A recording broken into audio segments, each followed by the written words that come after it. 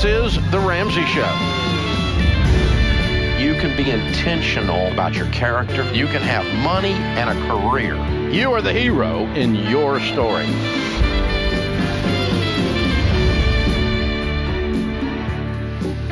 Live from the headquarters of Ramsey Solutions, broadcasting from the Dollar Car Rental Studios, it's The Ramsey Show, where debt is dumb, cash is king, and the paid-off home mortgage has taken the place of the BMW as the status symbol of choice.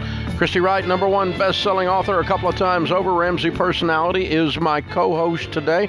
Her new book, Take Back Your Time, The Guilt-Free Guide to Life Balance, is a #1 bestseller. Just came out a few weeks ago.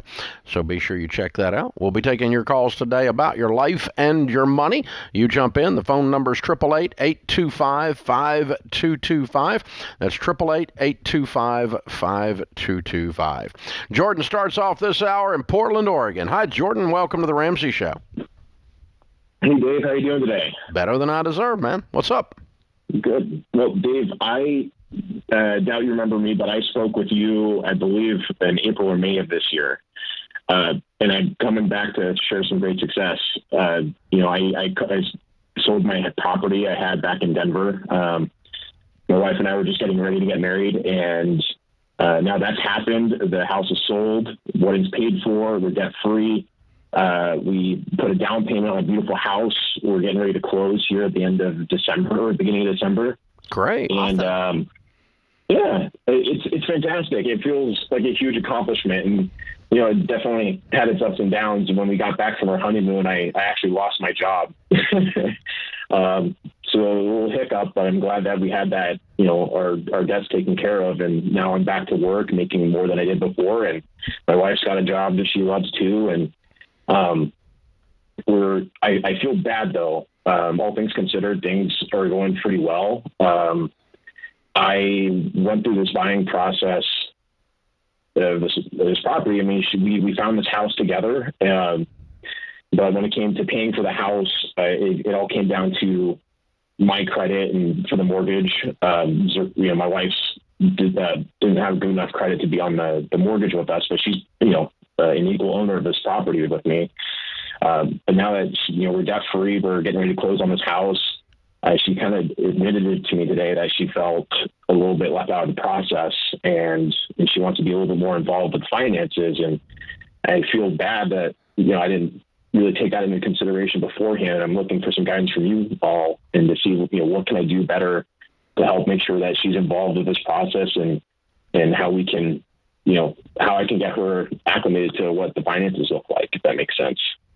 Well, it's interesting, Jordan, because what comes to mind for me, this house buying, while it's super exciting and yes, it's a big deal, it is one step, one piece of your financial journey. What jumps out to me that is way more important is that your wife is involved in the day-to-day finances and the monthly budget and the conversations where you guys as a team come together and say, hey, what are the goals we're working on, and how are both of our values represented, and both of us have equal ownership and equal responsibility. And that to me is what makes the unity piece so powerful in relation to your marriage when it comes to finances. Buying a house is a one-time thing. Like, that happens.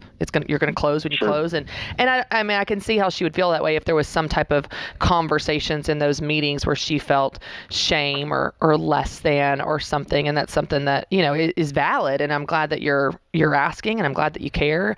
But I would not see that continuing to be an issue. I'm just guessing here, but I wouldn't see that continuing to be an issue day to day in your marriage and managing your finances. Dave, I don't know if I'm missing a piece of this here. I think you're there. To Christy's point, doing a detailed budget before the month begins, and both of you agreeing on that. Sharon and I have been married 39 years, and if we are agreeing on our calendar, and we talk calendars like we talk budgets, as a matter of fact, maybe more detail on calendars these days, and we're agreeing on our budget, and we've agreed that neither one of us make large financial decisions without the other one involved, and including giving, including buying something. I don't come home with a new car and go, look what I did. We don't do that. We talk about anything we're going to buy before we buy it. That's pretty simple. And, now it may be that she's redecorating And I'm just like, okay, what are we going to spend? We're going to spend X. All right, I'm good with that. Now, then she goes and does 9,000 details associated with that, but I'm in the loop enough that I didn't get surprised by the sticker shock of us redecorating again. And so, but yeah, so, or maybe I'm buying a toy or something, and I'm going, hey, this is what I'm looking at doing. Are you okay with this? Yeah. And then she doesn't have anything else to do with it. I go do it. So but she's in the loop on the decision and the monthly budget, the rhythm of where the money's going around the house, what we're doing with that. That puts it all together. So I'm kind of with Christy. I kind of think you're not doing that part. If you're doing that part, it'll probably solve the big part. Yeah. The one thing I would add to that is you're talking, Dave, because you make such a good point of the other person being in the loop on the decision, even if they're not going to have an interest in necessarily redecorating or the toy or whatever, but they know about the purchase. And one of the things that Matt and I have put in place years ago is we just simply do not make any type of financial decision until we are totally on the same page. And I know that's probably common sense for you and I, but I want to say it out loud because some people might just be like, oh, well, and they go ahead and do it.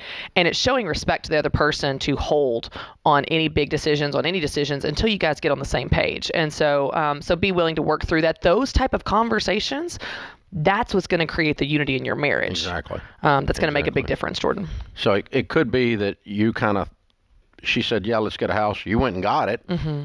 And she wasn't involved in the process enough as far as that goes, and she's actually going to live there.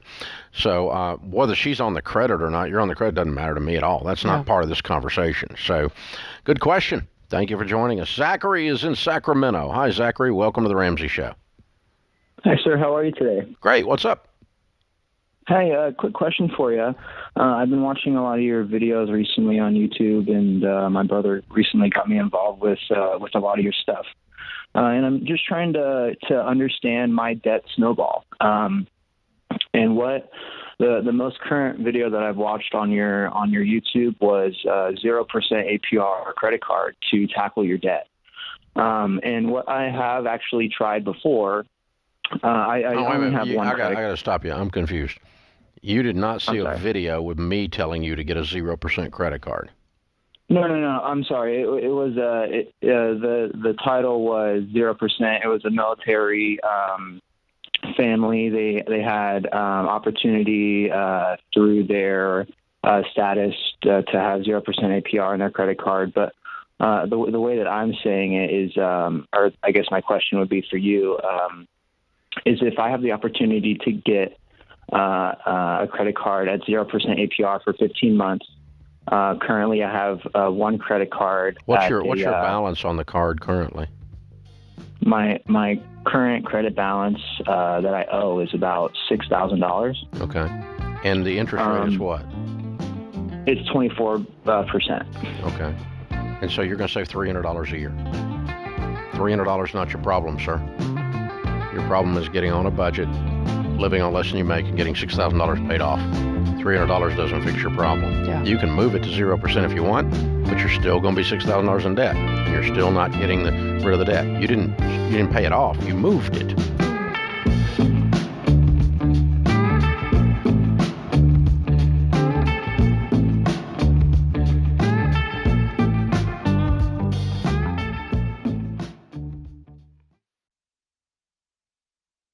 Life is full of firsts.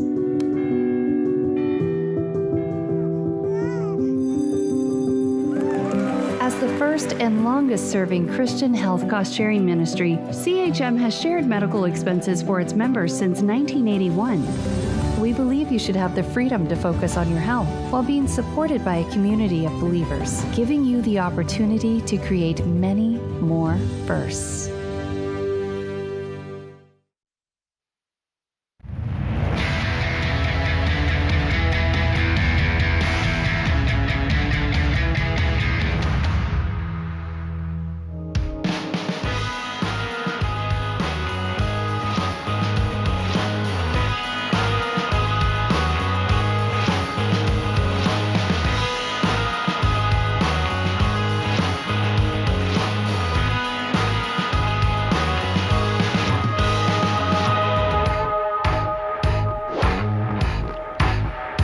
Christy Wright, Ramsey personality, #1 best-selling author of the brand new book, Take Back Your Time, The Guilt-Free Guide to Life Balance. Ramsey personality is my co-host today. Hey, we got a question for you. Is it too soon to start talking about Christmas? I think it is. Talking about it? Our marketing team does not think it is. Talking about it? No. We're getting so close, Dave. I think it's Christmas all the time. I know. I'm that guy. You are. But every year we celebrate Christmas with our Ramsey Show listeners with a Ramsey Christmas cash giveaway.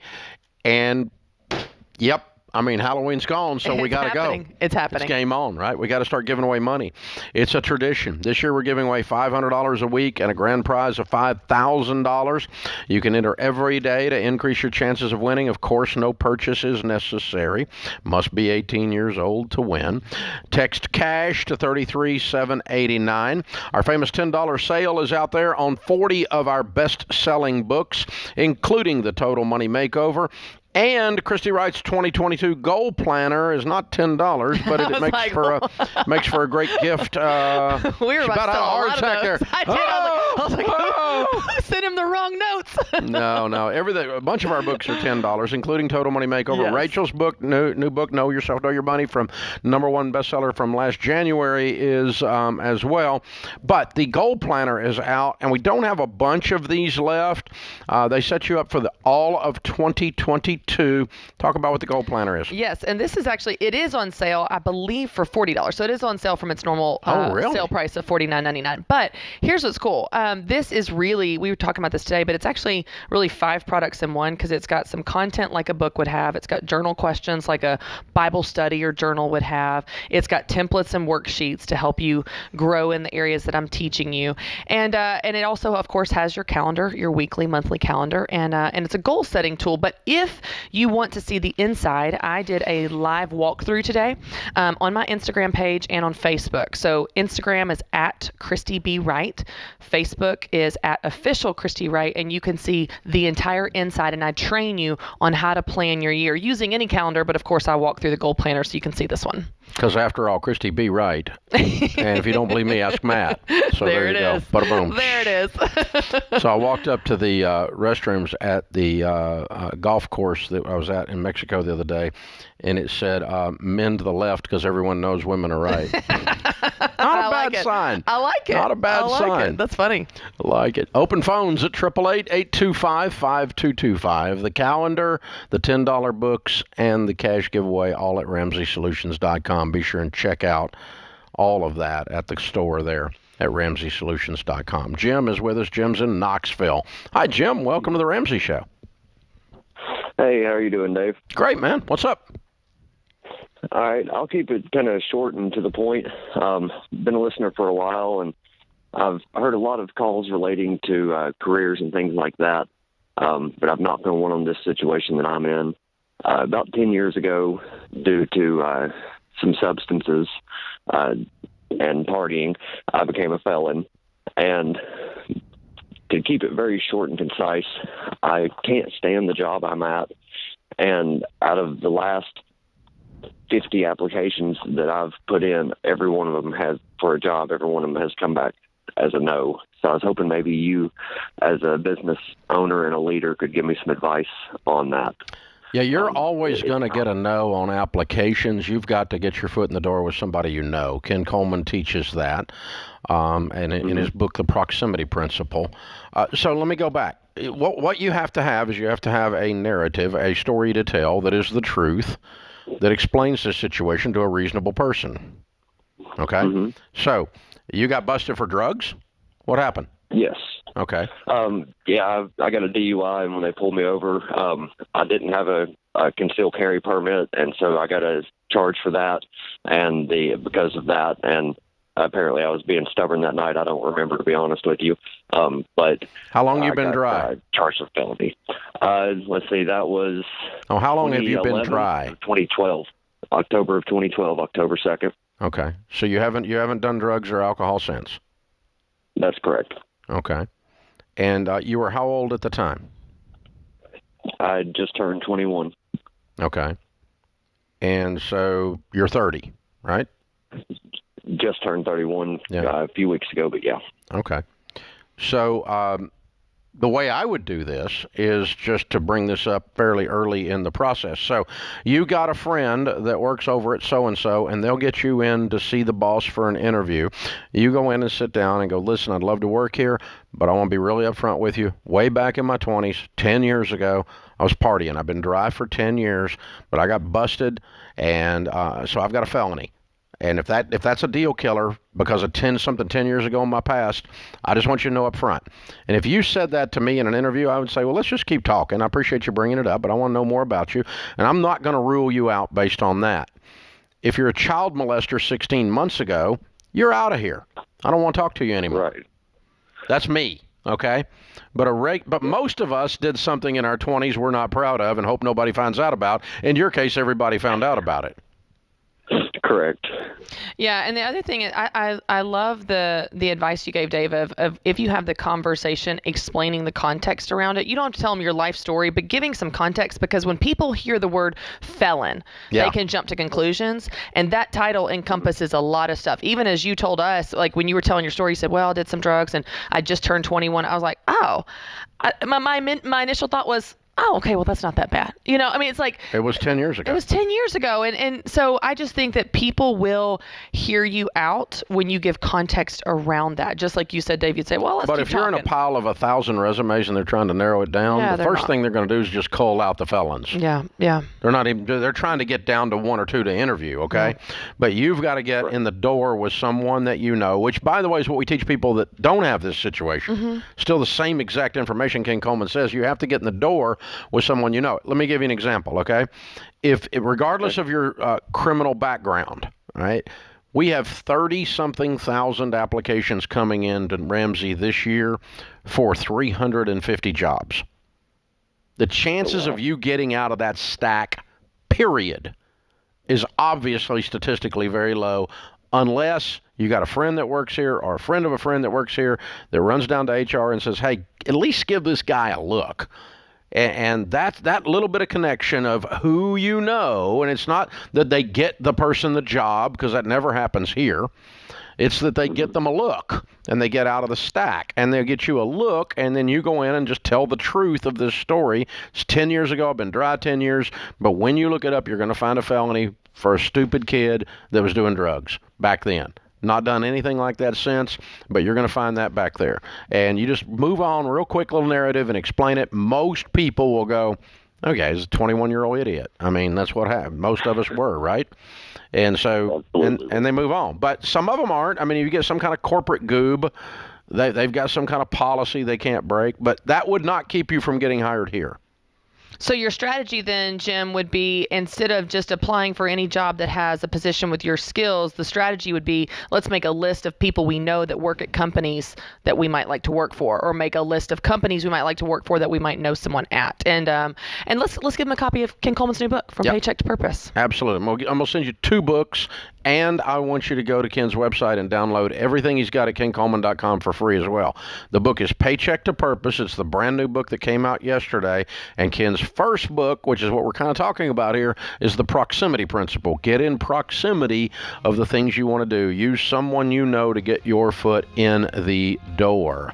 And we'll send both of those out for you and get you going. So, proud of you, Jim. Good job staying dry 10 years, man. That's pretty cool. That's hard to do. And obviously you've got a couple scars to prove it. So you'll get there. You'll get through you'll get this to where it's further and further and further in your rear view mirror. The beauty of the rear view mirror is it's a lot smaller than the windshield. The windshield is your future. That's called grace. This is the Ramsey Show.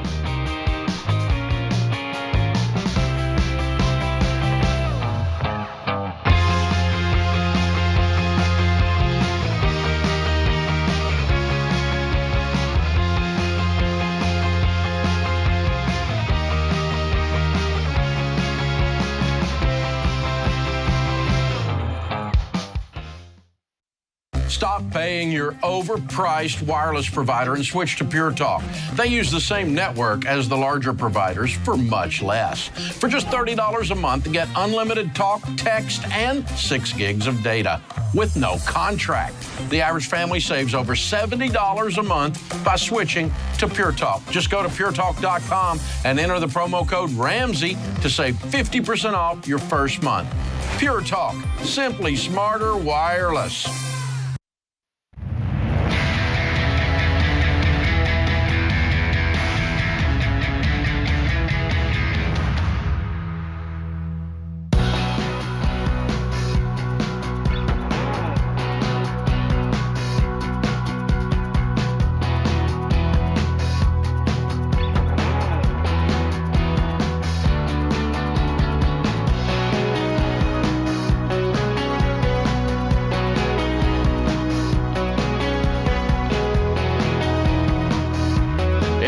Ramsey Solutions on the debt-free stage. Donald and Megan are with us. Hey, guys, how are you? Doing great, Dave. Great. Welcome. Where do you guys live?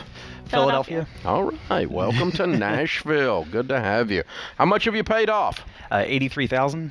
And how long did that take? 20 months. Good for you. Range of income? $113,000 to $177,000. Whoa, nice jump in 20 months. What in the world? What do y'all do for a living? I'm a CPA. Mm-hmm. And I'm a project manager. Okay. How did you guys run your income up 40 or 50, 60 grand during this time? This one's a grinder.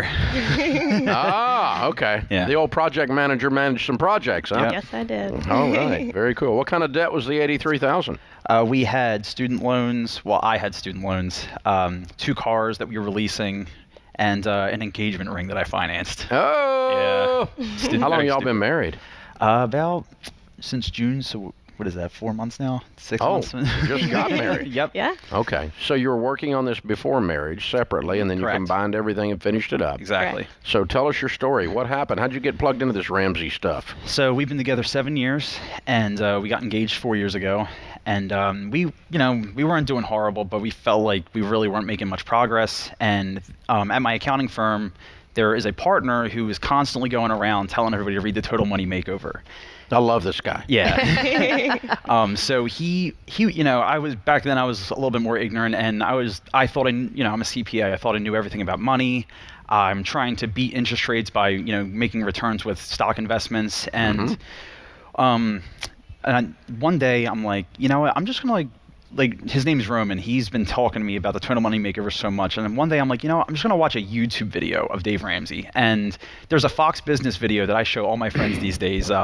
It's like 45 minutes. It's the first thing that's on YouTube. Really? When you Google 7 baby steps. But anyway, I'm driving down the road. I'm not even watching. I'm just listening to it, and I'm hearing your voice in the video in the baby step 2 explanation, and how intense you were about being gazelle intense and paying off that debt, and how much behavior was involved with paying the smallest to largest. I'm thinking, pay the highest interest rate. So I'm like, you know what? I'm going to sell some of these stocks, and I'm just going to do what he says and just see how I feel. I go home. I have about 9 different student loans, and I sell the stocks, and I paid off 4 of them. And in that moment, that was my crack moment of like, I can do this. Wow. And, Wow. Yeah, and Megan's always been pretty good with money, like generally frugal, but we never had like a budgeting background. And we were doing this separately, but I had most of the debt, and I was really getting gazelle intense, making like, I have my starter emergency fund. I have $5 extra in there, and I'm like in the parking lot going into work. I'm like, I'm gonna make a $5 payment. Like, every little bit mattered. I like it. We were really like getting intense with it, and there, we started this process, and we're like, we're getting married. We want to be in a good spot, like when we get married. So we really kind of like, we did it together, but we kept everything separate. But once we were able to put everything together, it's just been magical ever since. I love that. I love that part of your story that you're like, I'm just going to try it. I'm just going to try selling these stocks. I'm just going to try one little thing. But when you felt that feeling of progress, you were in. And that's just so fascinating, Donald, because research shows that nothing is more motivating than seeing progress. And now look at you. Like, you stuck with it. You guys have worked so hard. Every stage from engagement, getting married. Well done. That's incredible. Thank you. Thank you. Cool. So, Megan, what were you doing while he's going crazy over here? Yeah. Well, he was going crazy. I was really just trying to learn how to budget. I was always good at saving, I thought.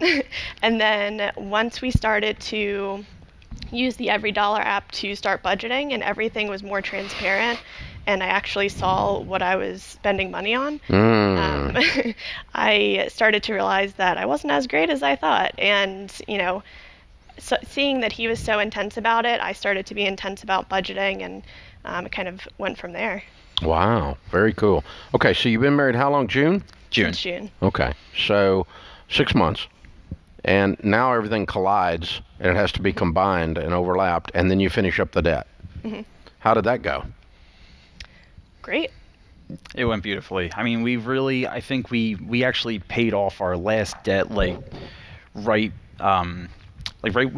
had these leases, and once the leases were done, we got, gave the cars back, bought a used car. We actually share it now, which is like much easier to do than we thought it would be. But and now we're actually in a spot that when I was in that parking lot making those $5 payments, like, we were living like nobody else, and now we're living like nobody else, doing something different. We're actually moving to Florida, which is like wow. Yeah, it's a dream of ours to go down there because we visit all the time. So we made this decision earlier in the year, and everything's been going smooth since. And it's because we followed the process. You gotta really sell yourself to it. You really need to be obsessed. So you took new jobs, and you're moving to Florida. So I'm actually staying at my job. I'm working remote, so I'm able to work. Okay, anywhere. good. And I'm actually going to take some time off. I wouldn't be able to do it without this process. But we plan on go down. I'll be able to have the extra time to help us settle in, and then I'm going to start applying. I love it. Yeah. Good for you guys. What city are you going to?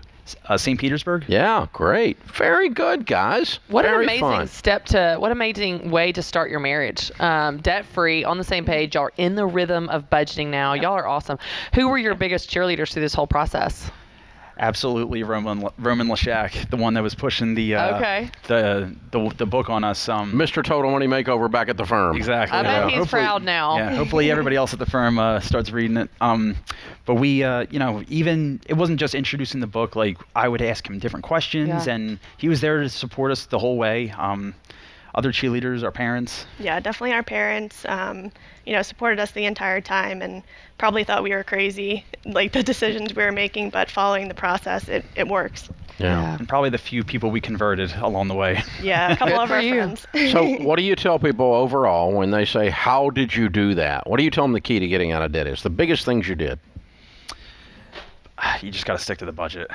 As boring as it can be and as annoying as it can be, it is just it is the foundation of everything that you do when it comes to this, when doing these baby steps. You got to have a plan and stick to it. Right. Once you stuck with it those first few months, did it get easier? Like after the first couple months of figuring it out, now are y'all in a good rhythm where it's a little bit more effortless?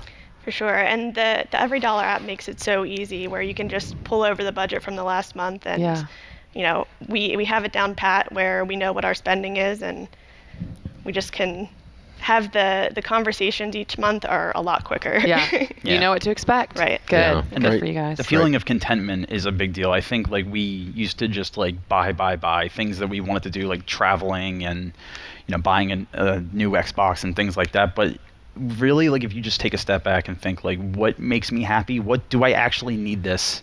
That makes budgeting a lot easier, because then you just find yourself naturally spending less too. Yeah. Mm-hmm. Yeah, absolutely.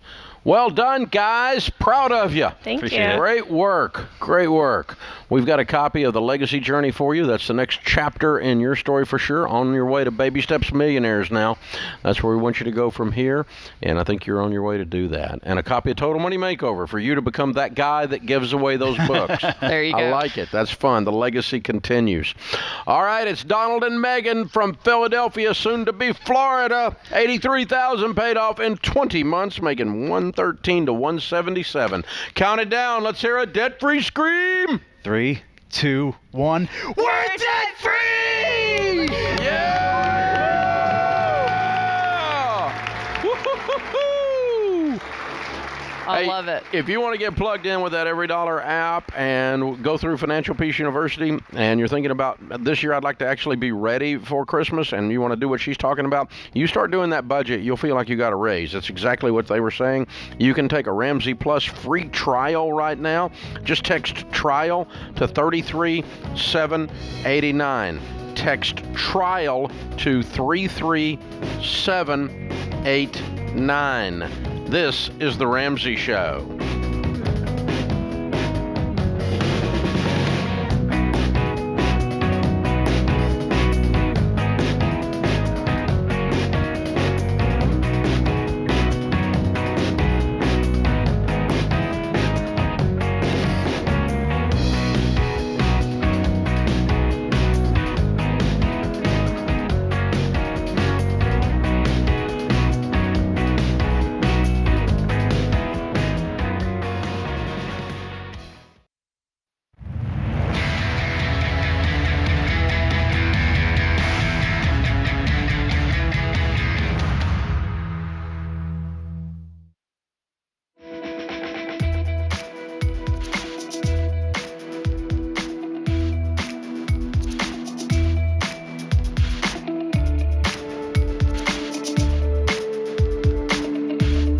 Christy Wright, Ramsey Personality, is my co-host today. Her number one best-selling book, her second one, that's a number one, Take Back Your Time, The Guilt-Free Guide to Life Balance, is on sale is for sale at RamseySolutions.com. The Goal Planner for 2022 is on sale. Be sure and check those out. We're answering your questions about your life and your money today. Luke is with us in Idaho. Hi, Luke. Welcome to the Ramsey Show. Hey, Dave. How you doing? Better than I deserve. What's up? I'm good, man. I had a question. I'm having a baby in January. Yay! Yeah, thank you, baby boy. And we have $40,000 in debt right now, me and my wife, student loan debt. And we're also trying to save for a house. And I was also curious. My main question is really, what can I do now to invest towards that child's future? It's your first baby. Yeah. You're a good dad already. Congratulations. Well done. Yeah, thank you. Well, Luke, we teach a thing called the baby steps, which is the best way to attack your money situation in the shortest distance between where you are now and wealth. Okay? So we're going to tell you don't save for a house until you get this debt paid off. We're going to tell you don't do anything until you get this debt paid off. Baby step 1 is save $1,000. 2 is pay off all of your debts except your home, and that's all you've got, $40,000 worth, by listing them smallest to largest, attacking them with every ounce of financial energy and other energy you've got. By the way, this is the best thing you can do for your new baby, is get your life cleaned up.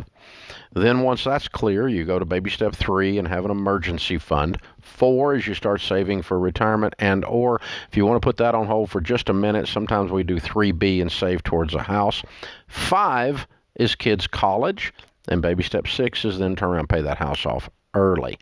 And so we'll show you how to do all of that. But the trick is to do all these things in a order. If you try to do all of it at once, kids' college, saving for emergencies, getting out of debt, saving for retirement, saving for a house, you're going to find you get none of it done. Yeah, it's super frustrating too, because you're losing money in the interest you're paying on those debts, and you just feel like you feel scattered because you're trying to make progress in a lot of different areas. So if you do these in the order that we teach you, one at a time, you will start to feel the progress. It was like we were just talking about, feel that sense of progress, and that will motivate you to make more progress and stick with it long term. And so just attacking those in that order, and then when you get that debt paid off and you've got your fully funded emergency fund, then we can look at a house and saving for college and investing and all that good stuff. By the way, you got plenty of time to do all of it. You're going to get there. No need to panic.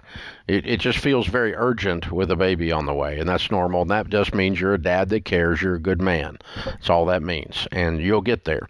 But we'll show you how to do it systematically and the shortest distance. It's called the baby steps. Hold on, I'll have Kelly pick up. We'll send you a copy of the book, The Total Money Makeover. Somewhere around 8 million people have read that book, so it's probably going to be okay for you. You'll probably like it. Mavis is with us. Mavis is in Portland, Oregon. Hi, Mavis. How are you? Hey, I'm good. How are you, Dave? Better than I deserve. What's up? Yeah. So my question for you today is, I am a real estate agent. So I've been having a pretty good past few years. So as far as the retirement plan, I want to ask you what is the best option. So I currently have an individual 401k that I'm contributing 15% of my annual income just for the tax benefit. So I'm not sure what else that I should have. Because, right now I'm just thinking about I need to save some taxes because tax is so ridiculous. So what other retirement plan, like Roth or anything else that you recommended me opening at this point? Yeah. Yeah. So you're in a 401k? Like an individual 401k. You did a simple IRA. Is that what you're saying? It is called an individual 401k. So, like, I contribute. What's this money being invested in? It's just a Vanguard. I think it's money market and. Okay. How much are you putting in there? About 40,000 every year. Okay. All right. That should be in a Roth. And I'm not worried about your taxes. If you save on taxes now, you're going to pay a pile of taxes later. So having no tax benefit now and growing tax-free is going to end up hundreds of thousands of dollars ahead when you get to retirement. If you start cheaping out, trying to get the tax break now by doing pre-tax, then the entire account at retirement is taxable. So you don't want to do that. So Mavis, what we'll tell you to do is to limit your giving or your investing to 15% at baby step 4, making sure you have an emergency fund in place and you're out of debt except the house. Then we get the house paid off. If your house is paid off, then if you want to do more, you can sit down with your SmartVestor Pro. There's a lot. Click SmartVestor Pro at DaveRamsey.com. That's who we recommend for investing, and they'll lead you through whether you can qualify. I don't know what you've done there with Vanguard. I'm not positive, but you can do a SEP. You can do a simple 401k. You can do a Roth IRA. You can do all of these in Roth. And there's a lot of ways to put a lot of money aside. But if you're already got 30,000 going in, I'm not positive. You may be doing a SEP IRA. That may be what that is. And you're making a lot of money if that's the case. So in order to put 30,000 in, you would have had to have had a good income, a really nice income. So that's the whole process. Connor is with us in Youngstown, Ohio. Hi, Connor. How are you? Hi, Dave. I'm doing well. How about you? Good. How can we help? Hi. I just had a quick question about my wife and I. I'm 20 and she is 23. Anyways, I'm sorry. I wasn't expecting. We are currently going to be needing a new car or new cars soon. Why? So Why? When I was 18, I made an 18-year-old decision and got a lease. Oh. Okay. And it's going to be up soon. Well, I still got another year on it. However, I went to the Toyota dealer, and since the value of cars is so high right now, they'd be willing to... They're willing to help you out, are they? That's sweet of them. Well, they said that they would buy out of the lease and I could walk away from it for, no cost to me. Oh, really? And not have to buy another car from them? Correct. Just wow. Nobody can find cars anymore, so that's an option that I'm, considering. Okay. However, we are still paying off debt. We have obviously our base $1,000 emergency fund, but we don't have any extra money as of right now. Mm-hmm. What's your household income? Before taxes, it's about $90,000 between the both of us. Good for you. Thank you. Okay, and so how much is your car payment on the one you're going to turn into Toyota? The lease payment is $330 a month. Okay. So what if you stopped everything for a month? How much money could you pile up in a month if you were in emergency mode? Like $3,000 probably, right? Maybe. No, not paying extra on anything, just beans and rice. In 1 month, you're making $90,000 a year. Yeah, before taxes. I know. Right. You ought to be able to get $3,000 together in a month. Okay. And then buy a $3,000 car and turn your Toyota in. Right. And then the only other thing is, so that's what I was considering doing. And then the only other thing is that my wife drives, her car is a 2012. It only has 89,000 miles on it, but it's the Volkswagen Beetle, and I can't stand that car. But regardless, it's had its fair share of problems, and it still runs good, but I feel bad having my wife in, the not, the husband drives the crap in general. So yeah, you're going to be driving a $3,000 car. You are. Don't worry. We're going to get you set up with a crap car, Connor. Yeah, we just put you in no a worries 3,000. there. You're both going to drive crap cars. It's equal opportunity crap car day. Equality. Okay. And by the way, you're 20 and 23, so these are the stories you tell your grandkids. Yeah. Yeah. That car's running fine. You're fine. She's fine. Get out of debt. Then you Get can get yourself better out of cars. debt. Get you a $3,000 car. Get rid of that lease. Drive the Bug. Drive the Junker. and roll up your sleeves and get her done, buddy. You can do it. You can do it. You'll be out of it before you know it. This is The Ramsey Show.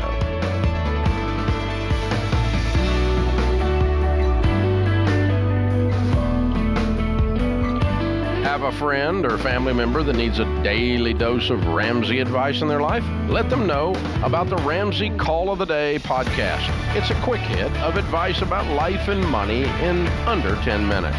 Check out the Ramsey Call of the Day podcast wherever you listen to podcasts.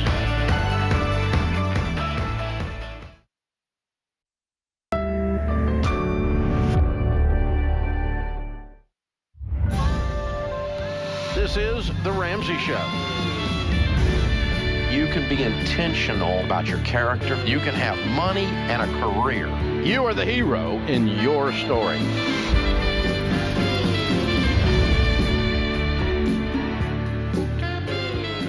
Live from the headquarters of Ramsey Solutions, broadcasting from the Dollar Car Rental Studios, it's The Ramsey Show, where debt is dumb, cash is king, and the paid-off home mortgage has taken the place of the BMW as the status symbol of choice. I'm Dave Ramsey, your host. Christy Wright, Ramsey personality, #1 best-selling author, is my co-host today as we answer your questions about your life and your money. Her latest book is also a #1 bestseller, Take Back Your Time, The Guilt-Free Guide to Life Balance, on sale now at RamseySolutions.com and where any great #1 bestselling books are sold. Jacob starts off this hour in Phoenix. Hi, Jacob. How are you? Good. Thanks for taking my call. Sure, man. What's up? I am actually going to get married at the end of the school year. We're going to move. Well, she's in Houston, so I'm just going to move there and finish school. We're kind of debating now is should we buy a house or should we just rent until we get rid of some debts that we have? Yeah, you're going to want to follow the baby steps, Jacob. And so I'll walk you through those really quickly because this is the way for you to build wealth. And so you want to do things in this specific order.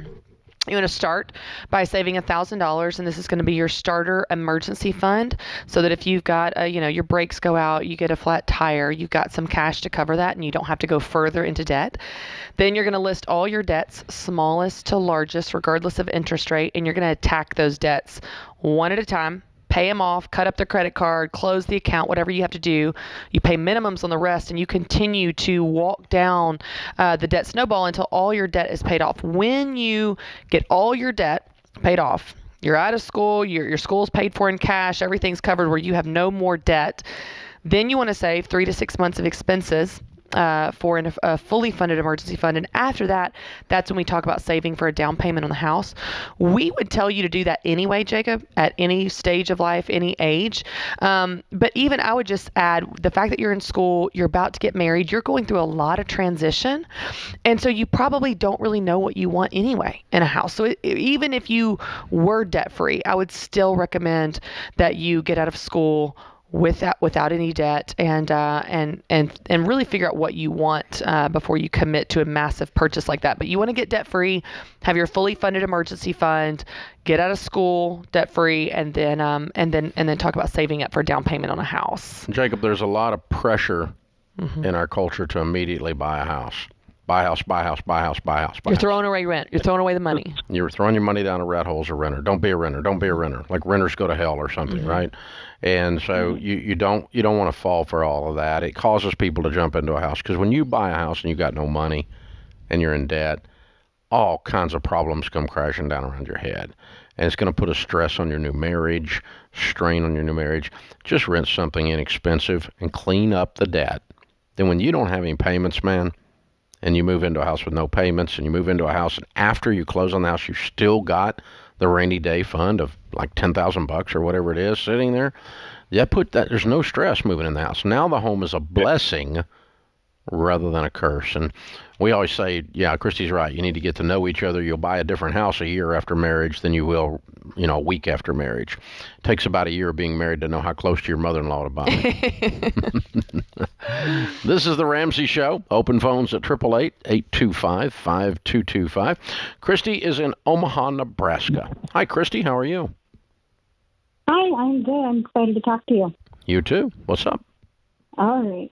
Okay, so my question is, with my IRAs, I have 4 IRAs that have been rolled over into an investment firm, and I have one that is still in an old 401k, and they're both about the same amount. And when I meet with the financial advisor, he always tries to get me to bring that 401k money over, but that 401k money consistently does better without his advice, I guess, and it is a super low administrative fee versus I pay about $4,000 in fees with my financial advisor per year. How much money do you have with this advisor? The advisor is $378,000. Oh, okay. All right.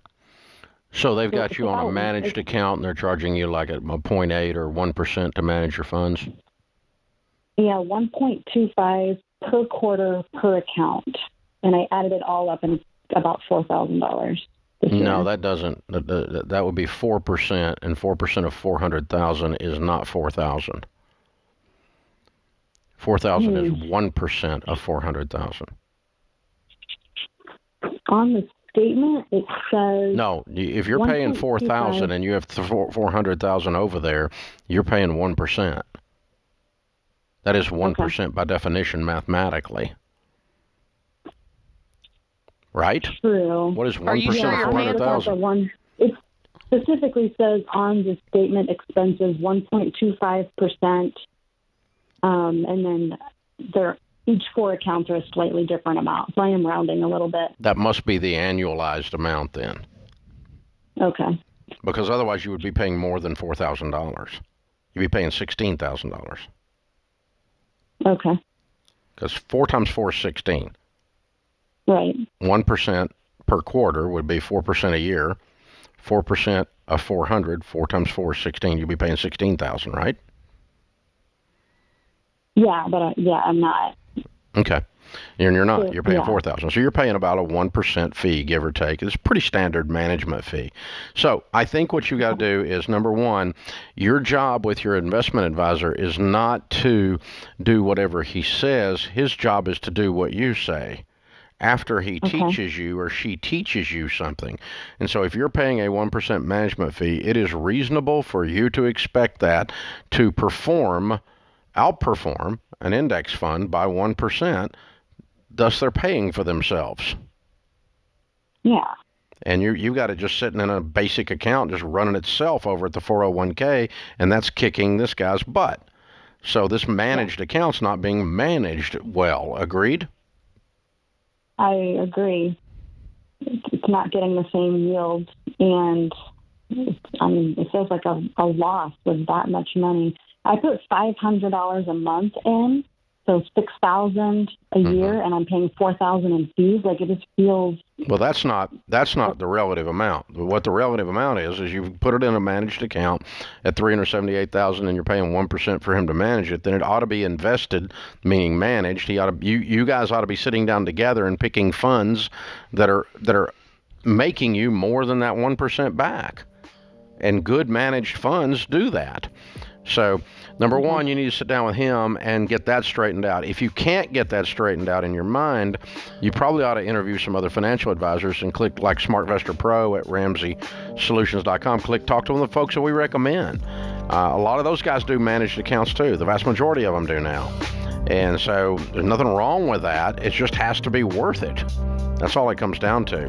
And if it's not outperforming a basic fund mix that you picked on your own, then he's not worth it. He's not worth paying him that. This is the Ramsey Show.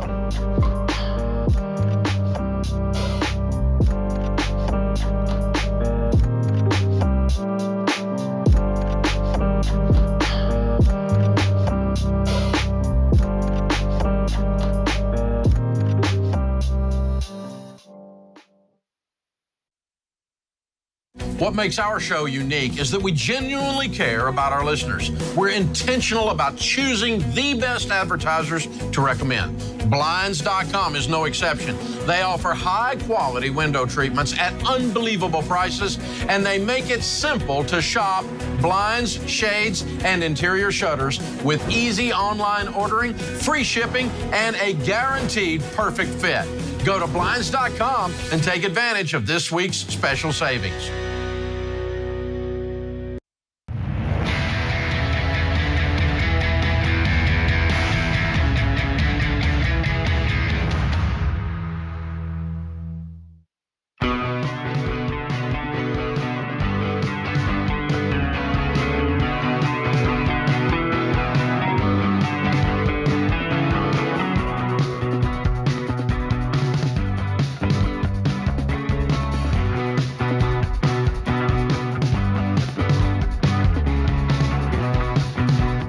Welcome to the Ramsey Show, America. We're glad you're here. Open phones at 888-825-5225. Christy Wright, Ramsey Personality, is my co-host today. If you've been paying attention to the real estate market, you've noticed that it's kind of white hot out there. Yeah, competition's high if you're trying to buy a property. Available inventory is at all-time lows. Inventory's low, demand is high. That'll drive prices up. It'll also make people stand in line on the street to make offers. Sellers want to accept the right offer. Buyers don't want to pay too much. This is not amateur hour, people. To win in this market, you need a pro by your side. That's why we find, vet, and endorse top real estate agents across the country called endorsed local providers. They're Ramsey trusted. Our ELPs have years of industry success. We do not endorse newbies. We endorse high-performance, high-octane real estate agents. Just a handful of real estate agents in your area sell most of the houses. Everybody else just got their license because a monkey can sell a house right now. And you don't want a monkey listing your most expensive asset, although it might be entertaining. Go to RamseySolutions.com/agent. Find a trusted agent near you. Austin is in Atlanta, Georgia. Hi, Austin. Welcome to the Ramsey Show. Hey, guys. Appreciate your time. Sure. What's up? Hey, I was calling mostly about a career question. I was recently, I've been in ministry my whole life. Recently laid off, as many people during the pandemic. Trying to get myself back out there. I've kind of got a limbo job, I would say, to pay the bills now. But from asking all my friends and everyone else in ministry, it doesn't seem like the money is quite there like it is everywhere else in the world. And what I mean by that is, like, everything's getting so much more expensive, but it seems like ministry jobs are actually paying less. So I was trying to see, should I keep pursuing this? That is really my passion, or should that more so be my side gig, being your all-star volunteer, and maybe going more into the workforce to help provide for my family? This is an interesting question, Austin, because there's more to this than just the financial equation because of what you're asking about. And so I'll tell you something I'm kind of I'm learning right now, Austin, and this is just from very recent for me. So I'm in seminary right now, and I'm taking a class right now on practices and vocation formation, and it talks about how different people are called into ministry, called into different aspects of serving. And there's a there's a very pretty consistent correlation where people are called into ministry. They feel called in different capacities in different ways, and they're called because of they pursue that, they're obedient to that because of the calling, not because of the compensation.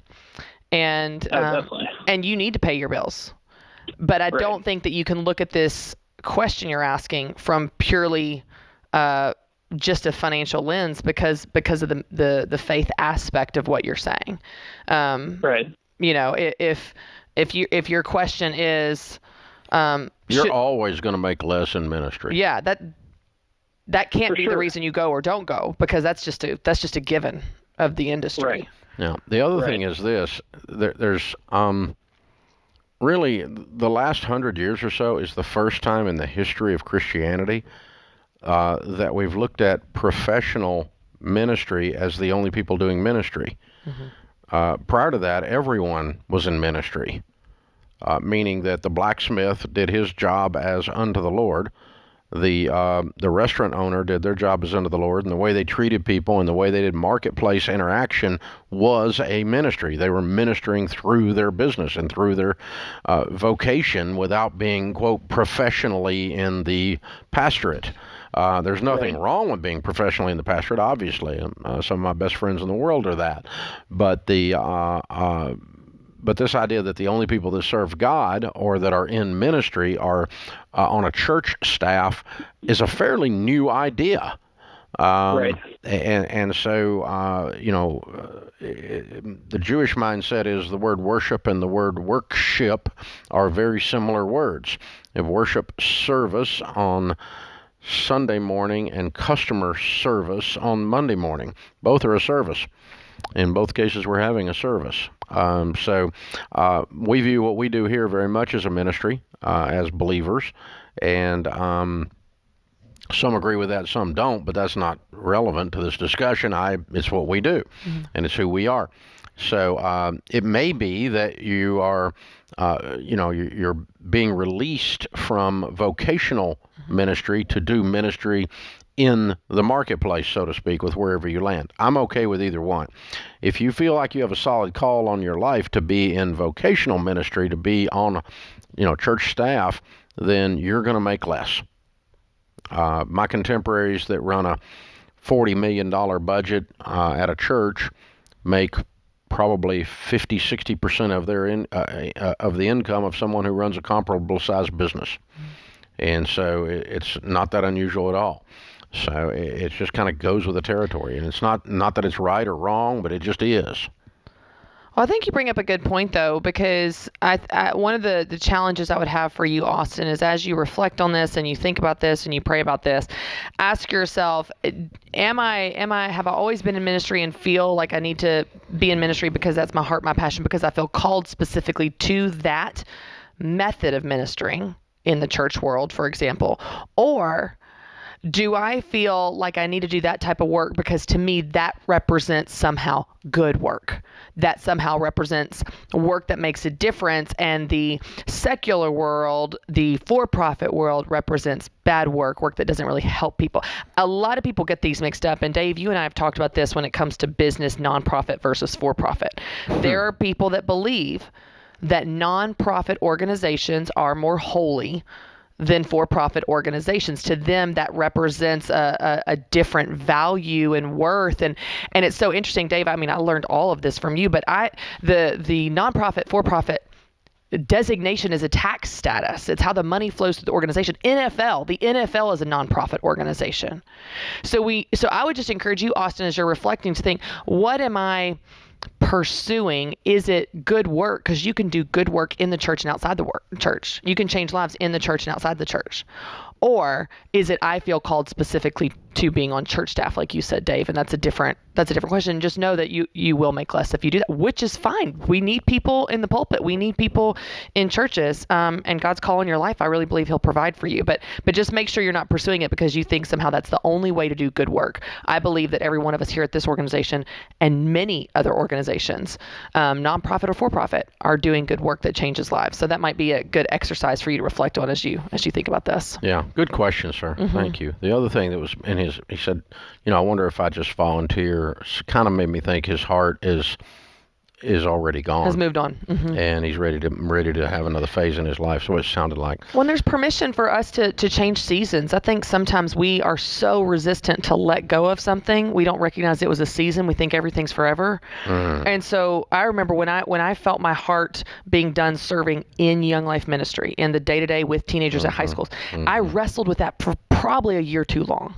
My heart had already moved on, but I couldn't let go that this was what I was supposed to be doing. And now we support Young Life in other capacity, but everything isn't forever. It might just be a season, and you have permission to change your mind and change your plans and move into this new season. Yeah.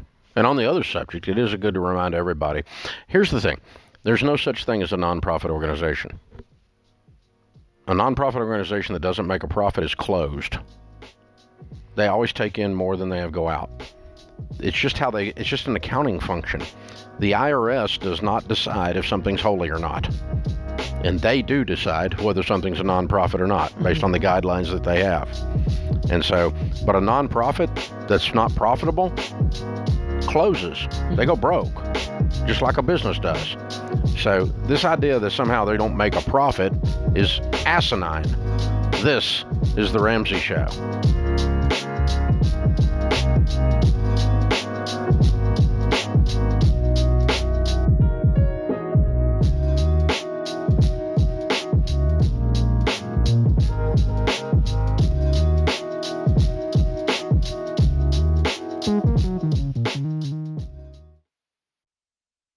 If you're ready to get out there and find a job you love, then you need to hear this.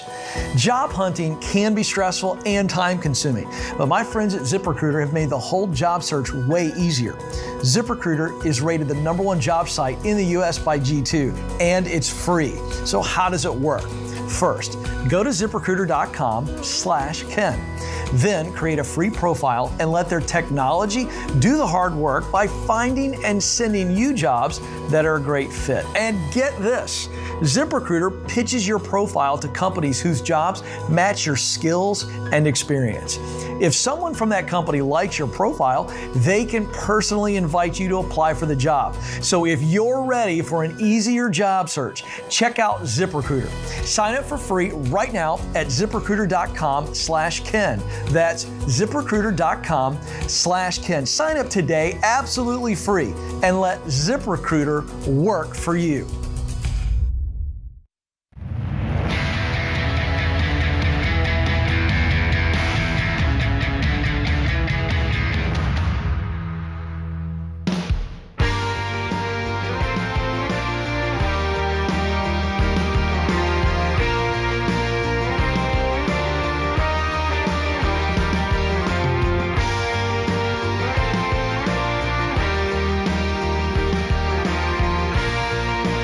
Ramsey Personality is my co-host today in the lobby of Ramsey Solutions on the debt-free stage.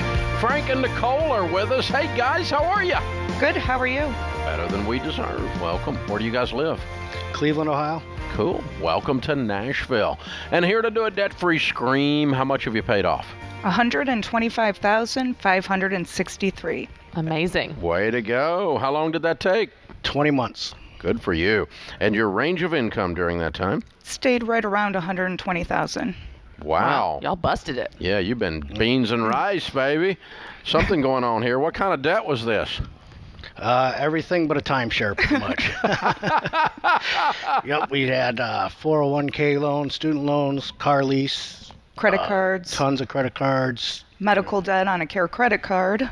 Yep. How long y'all been married? 2 years. So you combined to make this mess? No, we each made it ourselves. That's what I mean. You brought the two messes together. Yeah. Yes, we brought You two didn't do messes. all of that mess in 2 years. No.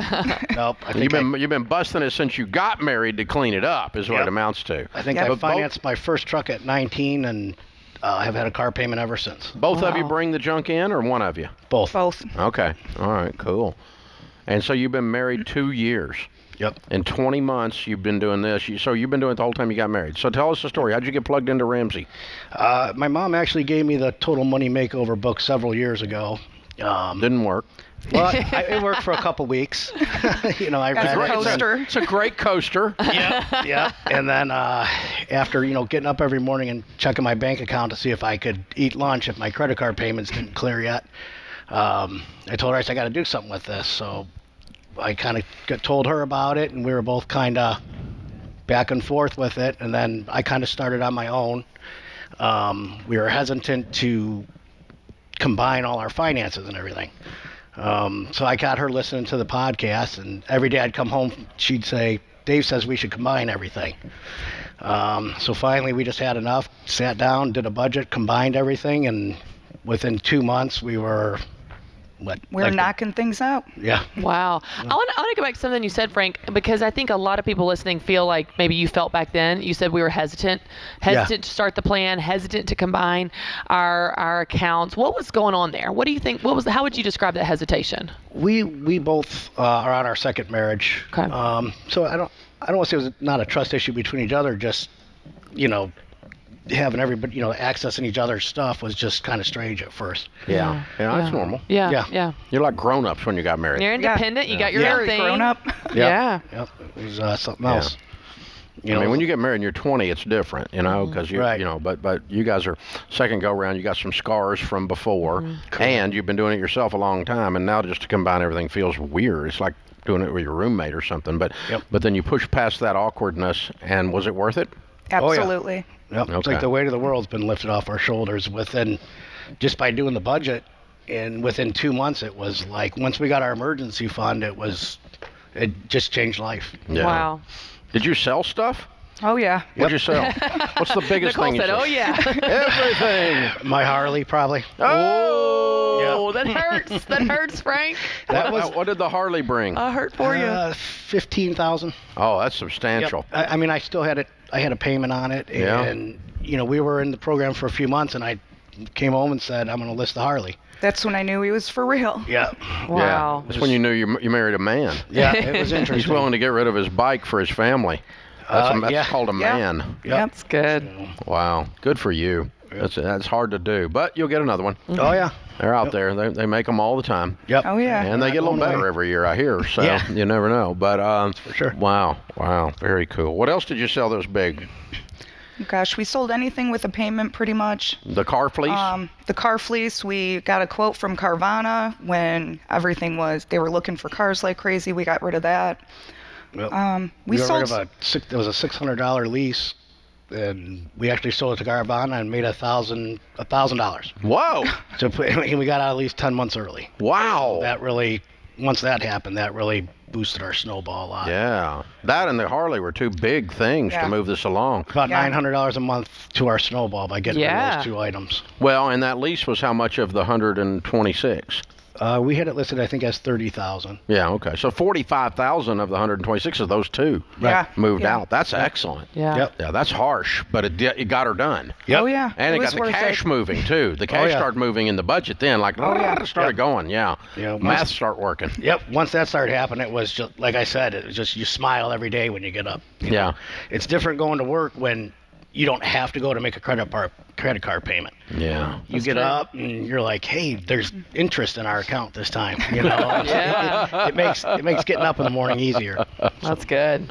That's really good. Who are your biggest cheerleaders through this? Besides each other, I'd say probably both our parents. Oh wow. So they came alongside and said, "Go, huh?" Oh yeah. Yeah.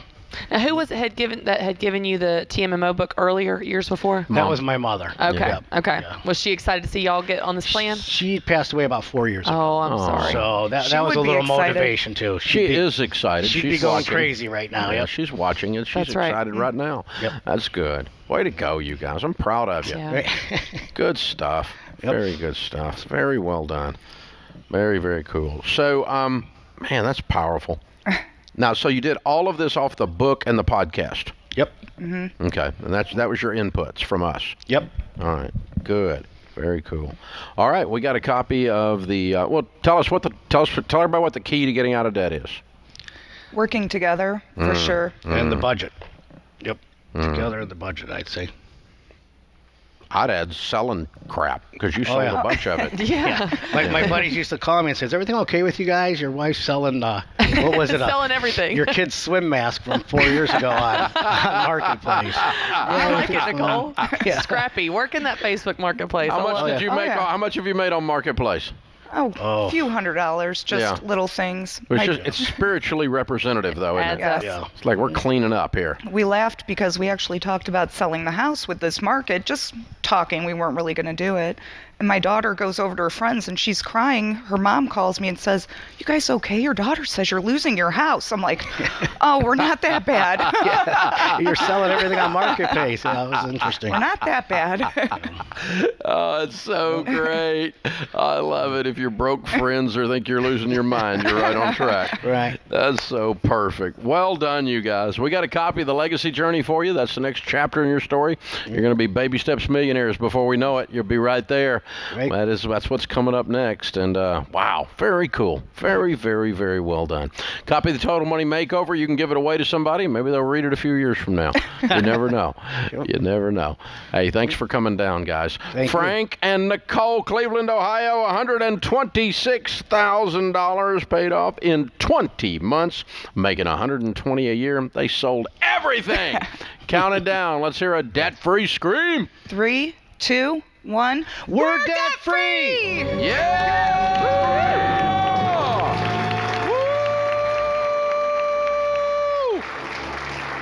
That's awesome. You know, this car market is allowing people, that's the second people today talking about how they got out of a lease early and didn't have to write a check. Yep. This is the first time in the history of leasing that's happened. Yeah. And it's because this market's so substantial on cars like it is on real estate. So this car market has moved stuff around. And honestly, I have noticed a trend in the last 2 or 3 years in debt-free screams. Not as many people were selling big, chunky items until I got to them today. I like hearing that. Yeah. The number of times people would sell a boat, a Harley, a car, and it's a big number out of their number, right? To where it made a big difference. It's not a few $100s on Marketplace, which is fine. That's a good thing to do. But that mathematically wasn't what got them there. Right. Spiritually, it got them there. Right. But this idea that you can sell so much stuff the kids think they're next, and the poor kid thinks they're losing their house. That's that's the mentality. You got to be going for it, man. I mean, you got to go for it. I love it. Way to go, you guys. You guys are fun. This is The Ramsey Show.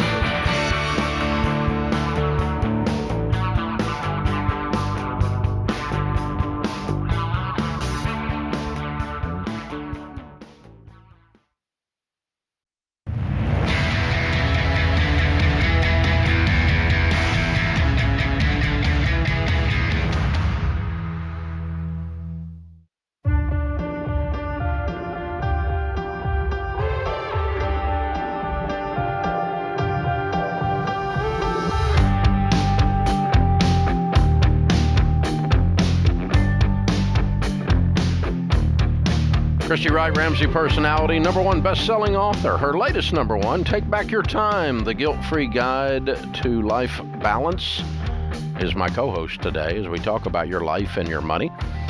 You can get that book anywhere #1 bestsellers are sold, including RamseySolutions.com. Sam is in Phoenix. Hi, Sam. Welcome to The Ramsey Show. Hi, how you doing? Thank you for taking my call. Sure. What's up? Let's see. I'm blessed. I've got about $1.7 million in my retirement IRA account. Good for you. Wow. Thank you. Got about $150K in cash available. Annual salary about $180, and also from military retirement and from another company retirement about $80,000 a year as well. Wow. Only debt we have is mortgage, $270K, and the house worth about $900K. And financial advisor, very reputable, Edelman Financials. Been with them for quite a few years, and they also follow the Ramsey methodology, if you will. But recently, they've had a couple of articles about not paying the mortgage because of the return on investments and the low interest rate. Our interest rate is about 2 1/8, and last year our accounts made close to 30%. Question is, should we pay off the mortgage? We can pay it off in about 2 to 3 years, or invest more in our retirement account. Okay. Well, let's be real clear. That article had nothing to do with the Ramsey method. Correct. There's Absolutely. never been a Ramsey method that suggested that. Right. Okay. All right. Just want to make sure that our audience didn't misunderstand that. Okay. You've done, listen, Sam, you've done really well. The answer to this question is not going to mess up your life, and it's not going to make your life awesome where it's not awesome now. Okay? It's more of a technical question and a viewpoint question.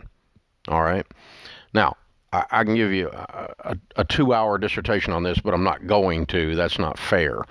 The bottom line is, when you look at your home as a borrowing on your home as a way to make money on investments, that is not including mathematically risk. Now, you're not taking a ton of risk, because you're not going to lose your home in your financial situation. If you get in trouble on that mortgage, you just take some money from somewhere. It might hurt a little bit, but you take it and just pay it off. You're not going to lose the house. So you don't have a ton of risk. But debt always, theoretically, spiritually, represents risk. Always. And if you don't believe me, just think about, what if you owed $900,000 on this house instead of $200,000? Then you would say, well, that's more risk than I have today. Well, debt represents risk. You see what I'm saying? Yes. Yes. So when you say, I'm going to compare my investment returns to my mortgage cost, you're leaving out mathematical adjustment for risk. So from a sophisticated standpoint, the formula that the blogger you were talking about is using is naive, because it does not include risk. And it is not realistic to think you're going to make 30% on your investments long term. That is not a long-term number. You may have done that for a short period of time, but you and I both know over a 10, 20-year period of time, that's not what the market returns. It's not going to do that with any financial advisor. Anybody that tells you that's full of crap. So, so the normal stock market returns are, around 10 to 12%, something like that, over a period of time, versus mortgage rates. So when you adjust that for risk, you might be making a little bit of money. Now, here's how you can kind of prove that theory. Let's pretend for a second that your home was paid for, that you had no debt on it. Okay? Right. Breathe that into your spirit just a second. Yep. Then someone comes to you and says, hey, Sam, let's take your paid-for $900,000 home, and let's borrow $500,000 on it and put it in the markets, because you can make more on it there than your mortgage rate. When I say that, does your stomach not jump into your throat just a little bit? Yes. Yeah. And see, that tells you that, your heart is where you measure risk. Your head is where you do math. And that jump of your stomach is a human reaction to risk. And so when you reverse engineer your question, meaning, let's pretend your house was paid for, would you go borrow on it? It's the same math, so sure you would. Matter of fact, if you're going to use only, I can make 30% and I pay 4%, then you would borrow $2 million on your $1 million house, if that's the only math you're using. But when you say that out loud, the risk starts ringing in your ears, and that's not right anymore. But with it only being $200,000 out of $900,000 out of a $3 million net worth, it sounds like it's not much risk, so it doesn't really ring in your ears. And you can real quickly reduce it to only a naive math formula. So all of that to say, I would challenge you to pay off your house tomorrow as fast as you possibly can. Now, if I'm wrong and you hate it, you can always go get you a new mortgage. Right. All right. And I'll tell you, here's what's going to happen. What do you do for a living? I spent 33 years as an engineer. Now I'm consulting as an engineer after I retired from that company. And you were in the military? And 28 years military, yes. Thank you for your service. Number one, when we did a study of 10,000 millionaires, number one profession of millionaires in America, engineer. Okay? And so you fit the mold exactly of everyday millionaires. of the study that we did. We found lots of people look just like you.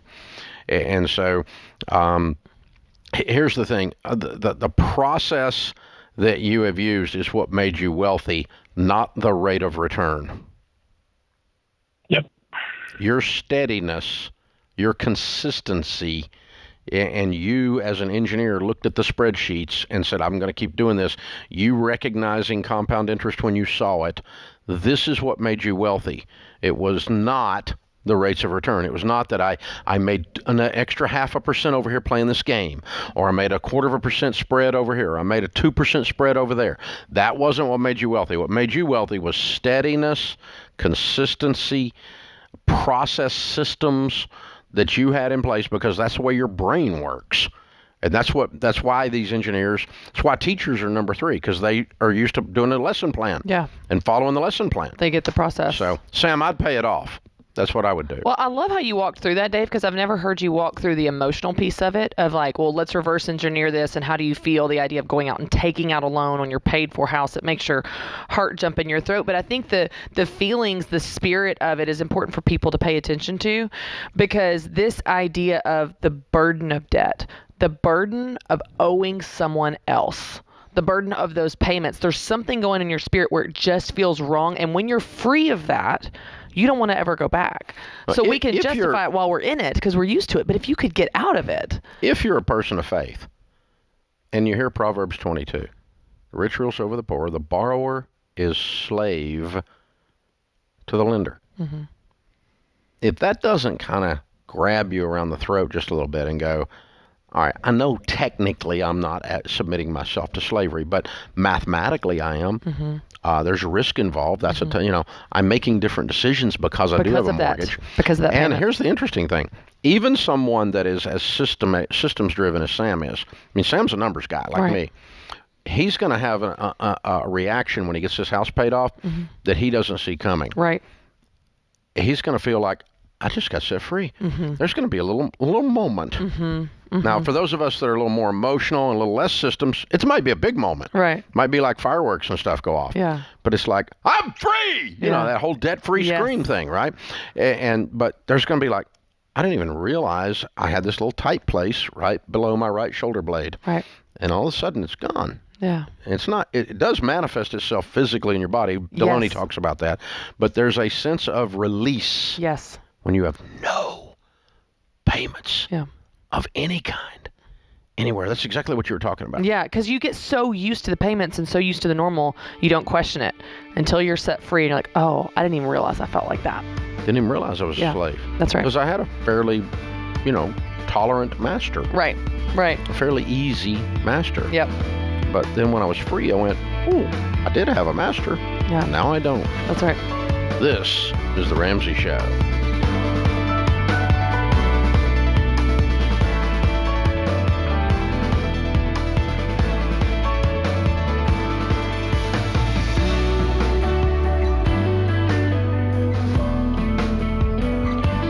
It's Kelly, associate producer and phone screener for The Ramsey Show. If you would like to do your debt-free scream live on the show, make sure you visit theramseyshow.com and register. We would love for you to come to Nashville and tell Dave your story.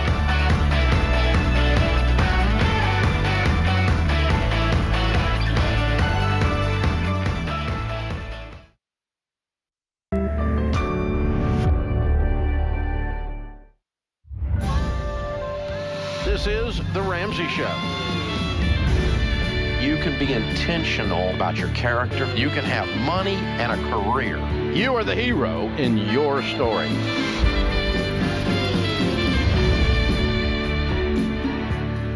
Live from the headquarters of Ramsey Solutions, broadcasting from the Dollar Car Rental Studios, it's The Ramsey Show, where debt is dumb, cash is king, and the paid-off home mortgage has taken the place of the BMW as the status symbol of choice. I'm Dave Ramsey, your host. Christy Wright, Ramsey personality, #1 best-selling author a couple times over, is my co-host today. Her new book is a #1, Take Back Your Time, The Guilt-Free Guide to Life Balance. And her 2022 Gold Planner is on sale at RamseySolutions.com today as well. Be sure and check us out here. The phone number, 888-825-5225. Eric's in Phoenix. Hi, Eric. How are you? How are you guys doing today? Great. What's up?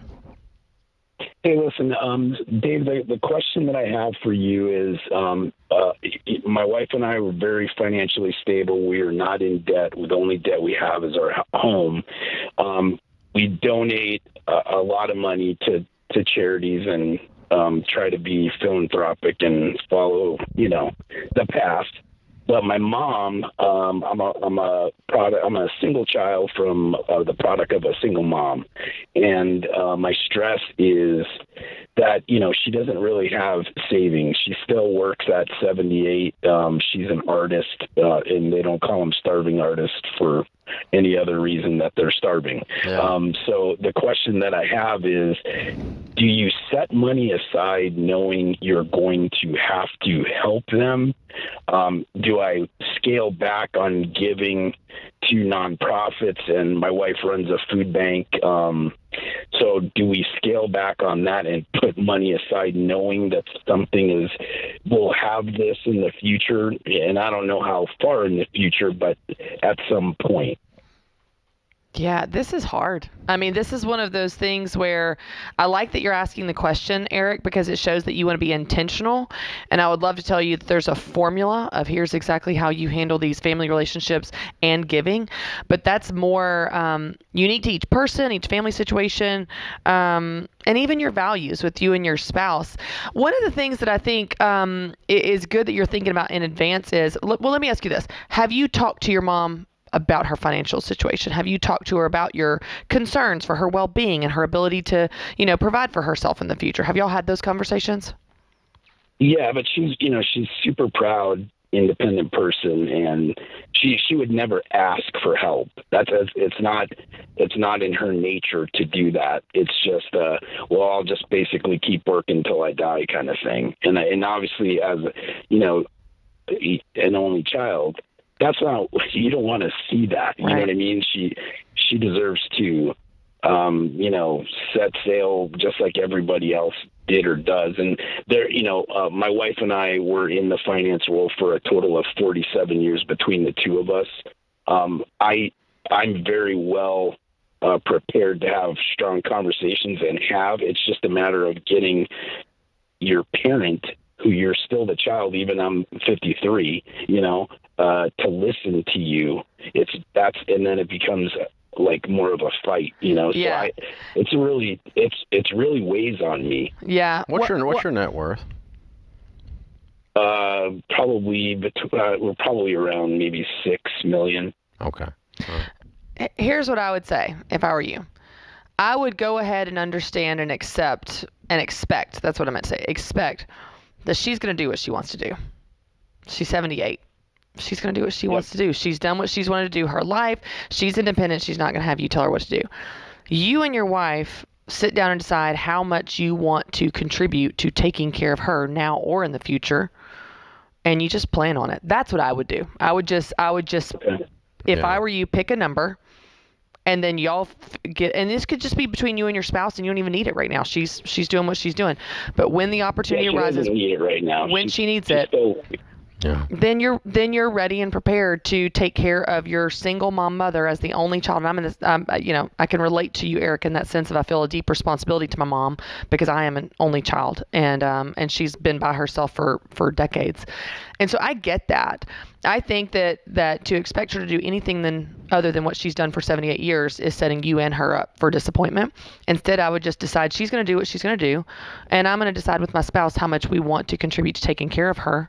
And when you need to, then you've got the money. I don't know, Dave. I don't know what the right answer is to this. That's what my gut response is. The good news in your situation is you're not going to have to help her enough that it's going to affect you at all. You've done so well. I mean, think about it. How much you're going to give her? I mean, if you gave her $50,000 a year for 10 years, it doesn't change your life a bit. Right. You'd be fine. I mean, and you don't have to have a special fund to do that. You got $6 million. Yeah, well, I still think of, obviously we still have a lot of time before we retire. But we have two daughters that are getting ready to. Dude, you got $6 million. You're all right. High school. You're okay. You're going to be okay. And you come out of the financial world, you understand that you're 53, and at 60, that's going to be $12 million. Yeah, right. And by the way, she's only 85 at that point. And so, her life expectancy mathematically and the amount of money you would, if you set her up in fairly lavish lifestyle, actually, it isn't even going to show up. All right. It's going to be fine. Now, what you do need, where it is going to show up is in emotions. And so you need to establish what emotions you're going to have and your wife is going to have towards your mom. And so if it happened at my house, it'd be the exact same kind of conversation. It really wouldn't matter to us mathematically. We could support someone like that in that situation and not even notice. We're in a good, we're in higher net worth than you. So it wouldn't be a big deal. It's not a big deal for you. You can do it. Now, but what would matter is how Sharon felt about it. That would matter a lot. And that could cause a lot more trouble than the math. Yeah, my wife is far more level-headed than I am. I'm from back east, and I don't know how many people that have relationships like that. My mom and my relationship. I mean, we're not Italian, but we might as well be as far as you're screaming when you're having a conversation. Yeah, well, I mean, it's hillbillies, Cajuns, Italians, we all fight. It's our love language. So same thing. I get that part. So, but here's the thing. I wouldn't worry about your mom. I'm with Christy on that. I don't think you're going to change her at this point. She's set in her ways. What I would have is a simple 10-minute conversation with your wife and say, when we get the call and mom's going to start needing support, not if, but when. I mean, the only way you won't get that call is if she passes away before she runs out of money, right? Or energy to make money. Otherwise, you're going to get this call. So when we get this call, what is our annual budget for mom? Both of you agree to that tonight over dinner. It's a 10-minute conversation. I think she can make it on $4,000 a month. Okay, it's $48,000 a year. We're going to commit to that. When we get the call, we're both okay. We've already decided. We're on one page. Then mom's going to eventually wander down to the end of her art and the end of her money, and you're going to have to feed her. And it's not going to matter. $48,000 a year when you got $6 million, it's not spit. That's the beautiful thing about walking these baby steps and becoming a millionaire. Way to go, Nathan. You're a hero. You live like no one else. Later, you can live and give like no one else. Touchdown. Eric. Yes, Eric. It wasn't Nathan. That's all right. It was I got Eric. you. I'm right here. There you go. Here for you. Nathan, you're a hero too.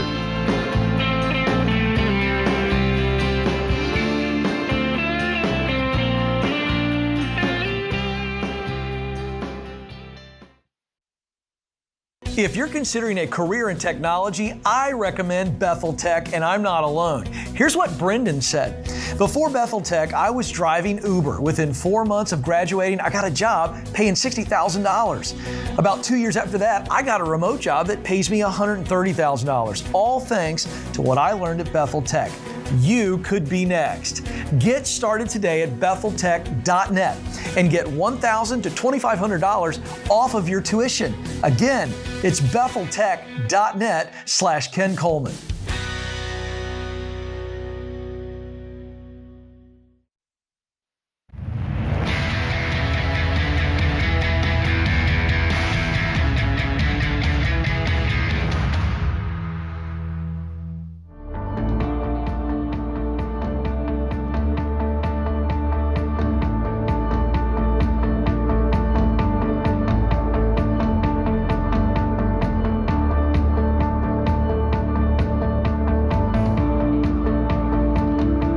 Ramsey Personality is my co-host today here on The Ramsey Show. Our question of the day comes from Blinds.com. They have a 100% satisfaction guarantee. Means even if you mismeasure, you pick the wrong color, they'll remake your blinds for free. You get free samples, free shipping, and with the new promos they run every month, you'll save even more. Use the promo code Ramsey to get the best deal. Today's question comes from Cole in South Carolina. I'm 18 years old and have an opportunity to buy a business for $85,000. The owner wants $30,000 up front and will accept the other $55,000 in monthly payments with little to no interest unless I fail to pay on time. I've saved $15,000, but I would have to get a loan for the other $15,000 to make the down payment. Then I'd make monthly payments as I make money from the business itself. The business is seasonal, so it'd be during the summer while I'm not in college. The owner said that he makes between $20,000 and $35,000 a year with the business. Does this sound like a good opportunity? I have so many follow-up questions. No to the loan, obviously. No, you're not going to get a loan for this down payment for this business, but I don't even know what this business is. I don't know what they're talking about. I don't know what the records show. What are you actually paying for? Is this established client base and brand? Just no, Cole, no. I mean, based on what I know, no, because you'd have to get a loan. But also, I don't know. When people come, and Dave, I'm curious how you vet this, because I hear people ask a similar question through the Business Boutique Academy. Hey, I have an opportunity. I have a business opportunity. And a lot of times it's vague, and they're just going to have to pay a bunch of money up front, but there's not a lot of details. That always is a red flag to me. Yeah. Well, I got a bunch of red flags on this too. I agree with you. The red flag number one is you're borrowing all of it, and you're going to get yourself in a pinch there. Red flag number two is the owner makes between $20,000 and $35,000 a year with the business. I don't think he does. I think that's the profit, and he pays himself that. So I don't think this business has any value. Okay. What do you want to bet? Yeah, no. I'll bet you that's what the guy makes. Yeah. And he wants to sell. He doesn't own a business. He owns his job. Right. Yep. Because if he owned a business, there's a profit after the owner is paid an operator's salary. Yeah. Okay. And so if you pay, and this is summer. So what is this? It's a lawn care business. Right. Yeah. Okay. Guy's got a lawn care business. He's making $30,000 on it, and he wants to sell this 18-year-old kid his job. And you're buying a job. Yeah, which you could do on your own tomorrow for like $500 for a mower. If you're going to make $30,000 a year, you could buy your own job. Yes. And you can do that for a lot less than $85,000. Yeah. So no, because I think that's what this is. Yeah. No, I wouldn't do it. Yeah. No, I wouldn't go in debt to do it. No, I wouldn't buy a business that does not make a profit. After the owner is paid a reasonable operator's salary. Yeah. And I'm guessing that that's what this is. If it's lawn care, son, you could spend a whole lot less than the whole take just the money you have in your pocket. Go get a mower. And you can be in business, and you'll make more than $35,000, and you won't have paid anything for it. You know what's so interesting? You got to go out there and hustle up clients. Is all you got to do. But that's the point. I think it's so interesting because so many people. Business in a box. That's I what want it this is. to be easy. That's what it is. They feel like, oh, someone's going to hand me this thing and I don't have to do anything. No, you're still going to have to do stuff, but you could do that on your own, and you could make a lot more money with little to no startup costs. You could start it tomorrow. You could go get this clients and start your own lawn care or whatever business, Cole, for virtually nothing, and you could build this business and be making more than this guy is, most likely. Yeah. But I think so. The answer is do not do this deal. Yeah. Because I promise you, some number of assumptions we're making in this are correct. Are accurate, yeah. Some of them aren't, maybe, but some of them are correct. And I'm even going to go there. Yes, I'm going to go there. Ready? Yeah, I'm ready. You're 18. Thank you. You're 18. Okay? There's not 18-year-olds aren't stupid. 18-year-olds aren't a problem, but you have zero life and business experience. And walking out there and buying an $85,000 business with zero life and business experience means you getting ready to get your head chopped off, boy. That's what's coming. You're going to get your head smacked. And I'm sorry, that sounds like, oh, Dave doesn't like young people. Dave's an old fart. Well, that's part of that's all true. But here's the thing. Someone who has 20 years business experience sees business differently than someone who has zero business and life experience. And that's not a slam on somebody because they're young. That's not the point. But the point is, the younger you are on this kind of thing, by definition, the dumber you are on average. Well, you're Me younger. too, by the way. You're younger and you don't have the money. So in summary, Cole, you're 18 years old, so you're young. Number 2, you don't have the money for this. And number 3, it sounds like it's a bad opportunity. So no, no, and no. 3 times over, no. Yeah. Go get a job, son. Go get a job. Or start your own lawn business, you're in college. whatever you want to do. You're in college. It's a summer job. You're a hustler. You're a grinder. You're going to go do something good. You're going to be fine. But don't go $85,000 in debt to buy this guy's job. No. Nathan! There's Nathan. There he is. Nathan's a hero. Nathan's in London, Ontario. Did you know you were a hero, Nathan? I already called you a hero once because I got the name wrong from the other guy. But anyway, what's up, man? How are you? I'm doing great. How are you? Great, hero. What's up? So I'm going to be turning 22 this year, and I have $21,000 saved in my savings. Way to go. I haven't invested it or done anything with it, and I'm going to be graduating community college pretty soon. Good for you. What's your degree in? In the wintertime. Electrical engineering technology. Wow. What are you going to do after you graduate? Go on for further ed, or are you going to go into the workplace? Right away into the workplace. I'm pretty uncertain if I want to go further ahead in education or not, so I'm just going to work to make money to pay for university if I decide to go to it. I like you.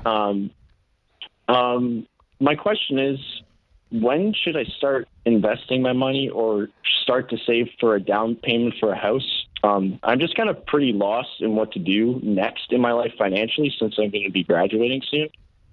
That's mainly my question. Well, you have done a great job so far, sir. You're way ahead of the typical guy out there your age. You've done really smart. Way to go. Congratulations. You are a hero.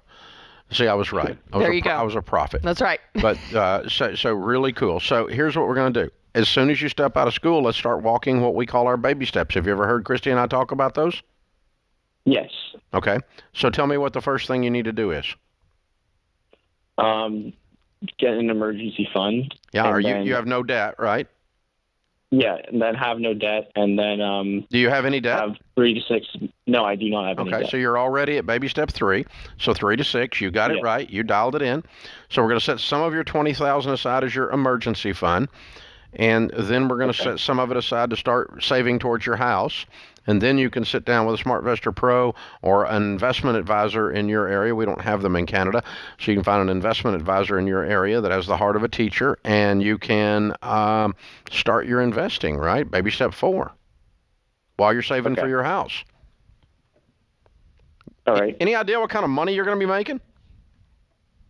It's about $78,000 a year. I'm a pretty motivated person. I think I have the drive to make more than that by going to university afterwards, but I'm kind of, thinking about if I need a degree or not to actually make the money I'd like to. So I'm just going to work for a year and see what I feel. And you know what? During that year, if you want to not do baby step 4, not do retirement, instead pile up cash because we might want the money for a university move, that would probably be a good idea because, honestly, you're a better investment than a retirement account is. And you're not sure right now. You're not sure what you're going to do because you're young and you're in transitional years of your life.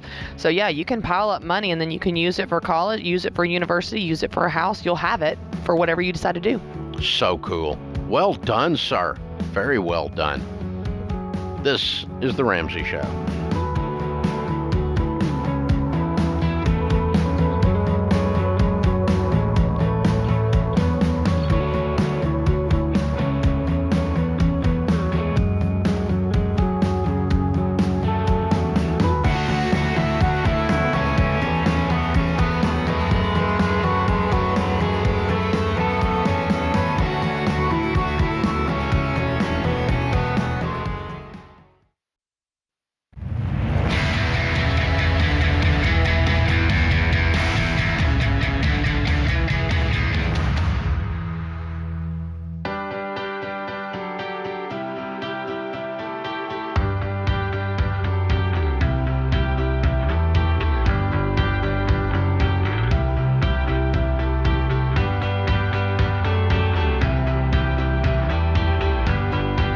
In the lobby of Ramsey Solutions on the debt-free stage, Tyson and Taryn are with us. Hey, guys, how are you? Great. Good. How are you? Better than I deserve. Where do you guys live? Amarillo, Texas. Oh, welcome to Nashville. Good Thank to you. have you. And all the way over here to do a debt-free scream. How much have you paid off? $395,000 in 6 years. Whoa, I love it. And your range of income during that 6 years? I think we started at $92,000 and now up to $230,000. Cool. What do y'all do for a living? I'm a critical care pharmacist and a professor at a school of pharmacy. Mm-hmm. And I'm a substation electrician for a local utility there in Texas. Wow, both of you killing it. Excellent. Excellent. So I'm guessing 6 years, $395,000, you paid off the house. That's it. Awesome. Woo! Look at it, weird people. Y'all are amazing. How old are you two? 32 and 31. With a paid-for stinking house. Yes, sir. That's Y'all incredible. are whack. I love you. You're amazing. How much is this house worth? We just had a realtor pull it. It's now worth $430. So. Amazing. Wow. And you're 32 and 31. 31. 32 and 31 years old. Oh my gosh, that is so cool.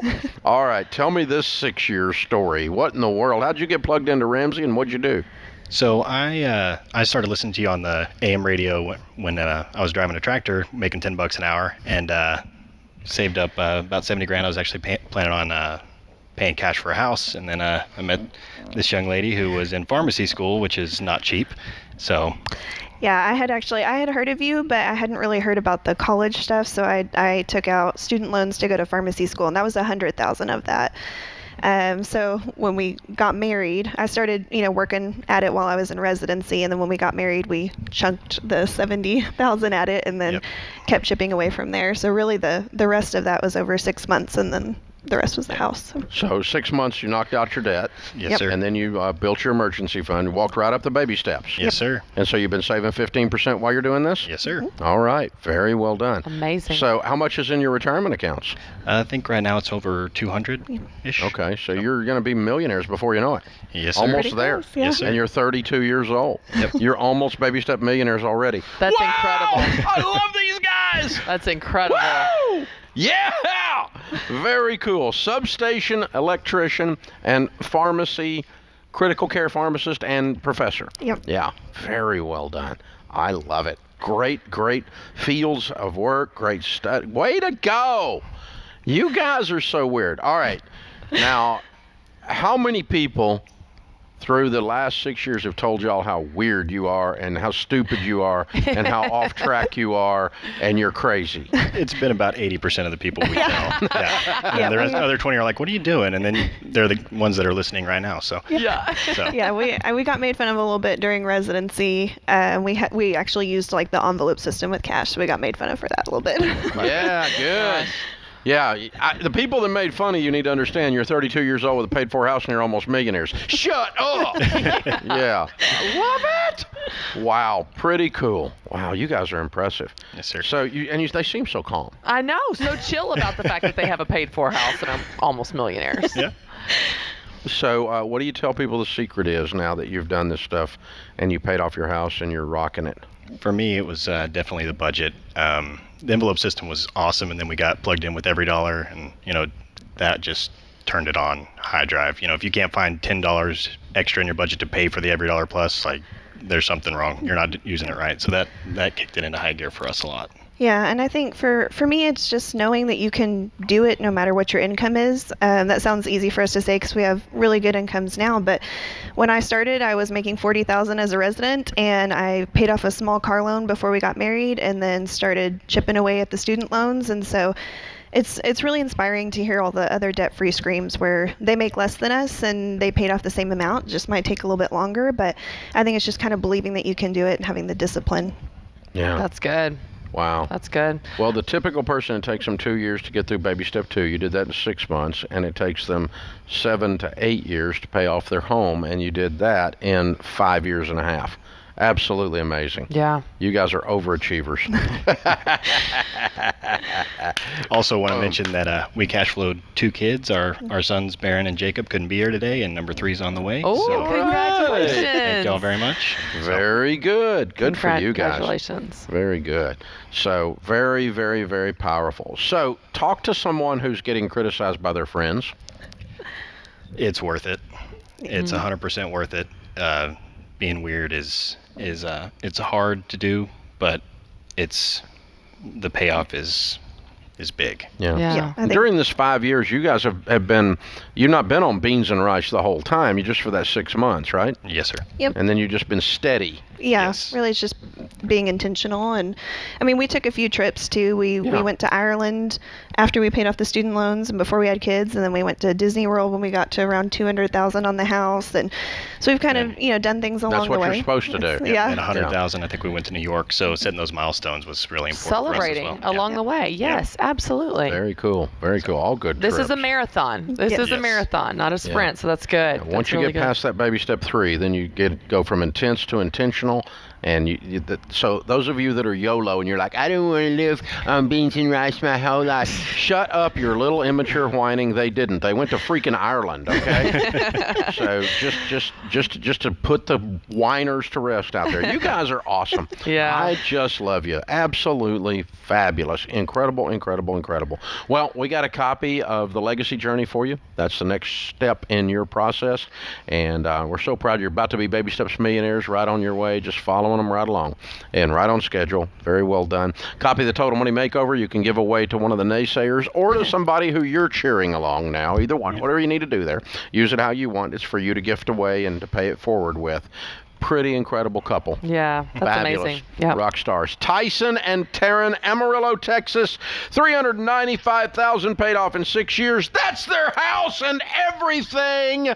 32 and 31 be millionaires in about 20 more minutes. Making 92 to 230. Count it down. Let's hear a debt-free scream. 3, 2, 1. We're debt-free! Yeah!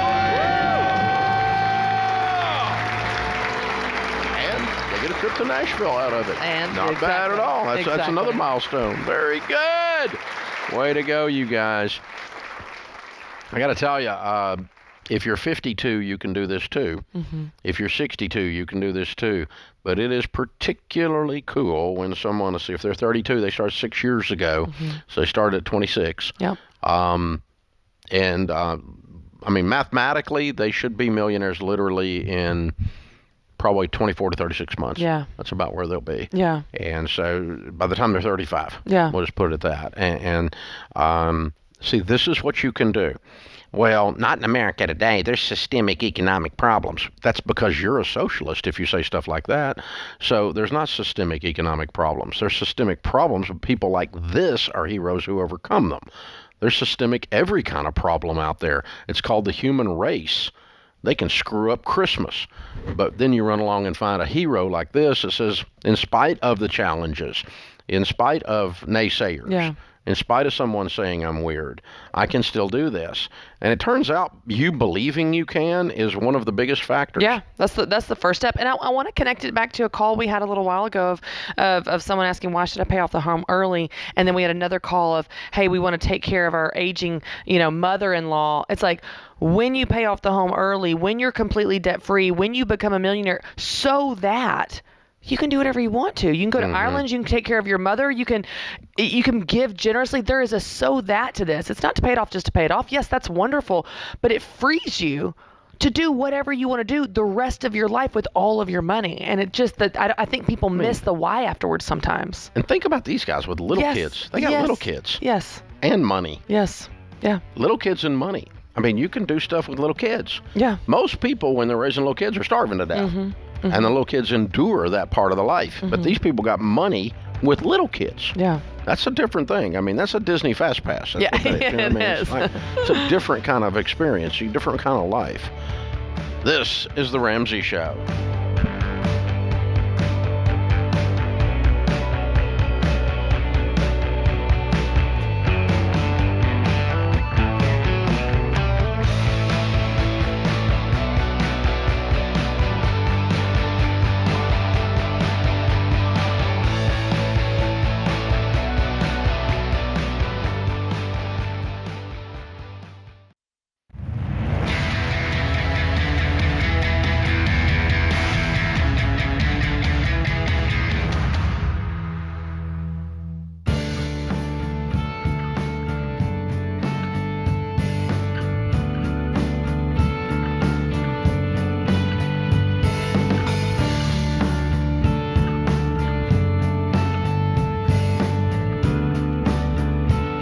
Our scripture of the day, John 10:10, the thief comes only to steal and destroy. I have come that they may have life and have it more abundantly.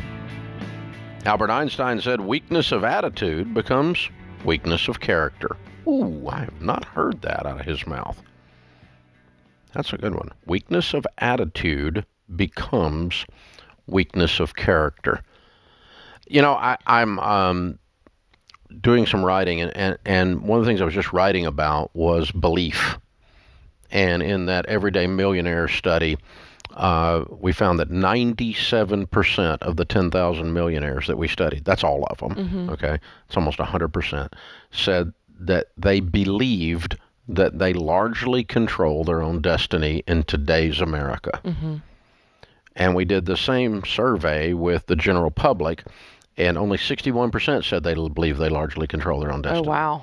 So, and it's a simple thing. It's not a matter of positive thinking solves everything. Right. I do believe that if you think positively, that's a good thing versus thinking negatively. Glass half full is better than, abundance is better than scarcity. These are kinds of basic ideas. But I can't positive think myself into being in the NFL. I'm 61. And I'm not going to play in the NFL. So no matter how much positive thoughts I've had, so that's ridiculous. You can't. But the concept of believing that I can do something, and in the old motivator Earl Nightingale used to say, what I can conceive and believe, meaning I understand it and I can see how it's going to work, and therefore I believe it. Then I can achieve it. I can do it, and so. If you believe the lies in the political landscape that all rich people inherit their money, which is a lie, most don't. If you believe that the little man can't get ahead, if you believe that because you're a certain race, you can't overcome those obstacles of racism, racism's real. If you believe that because you're a woman you can't overcome sexism, sexism is real. If you believe that whatever your thing is, your barrier is greater than your ability to overcome it. Therefore, you do not have the opportunity to do it. You can't do it. Then you've established yourself as a victim of that ism, of that barrier. That lack of belief causes you to do zero towards going to win. Right. So 100% of the time, the lack of belief causes you to not win.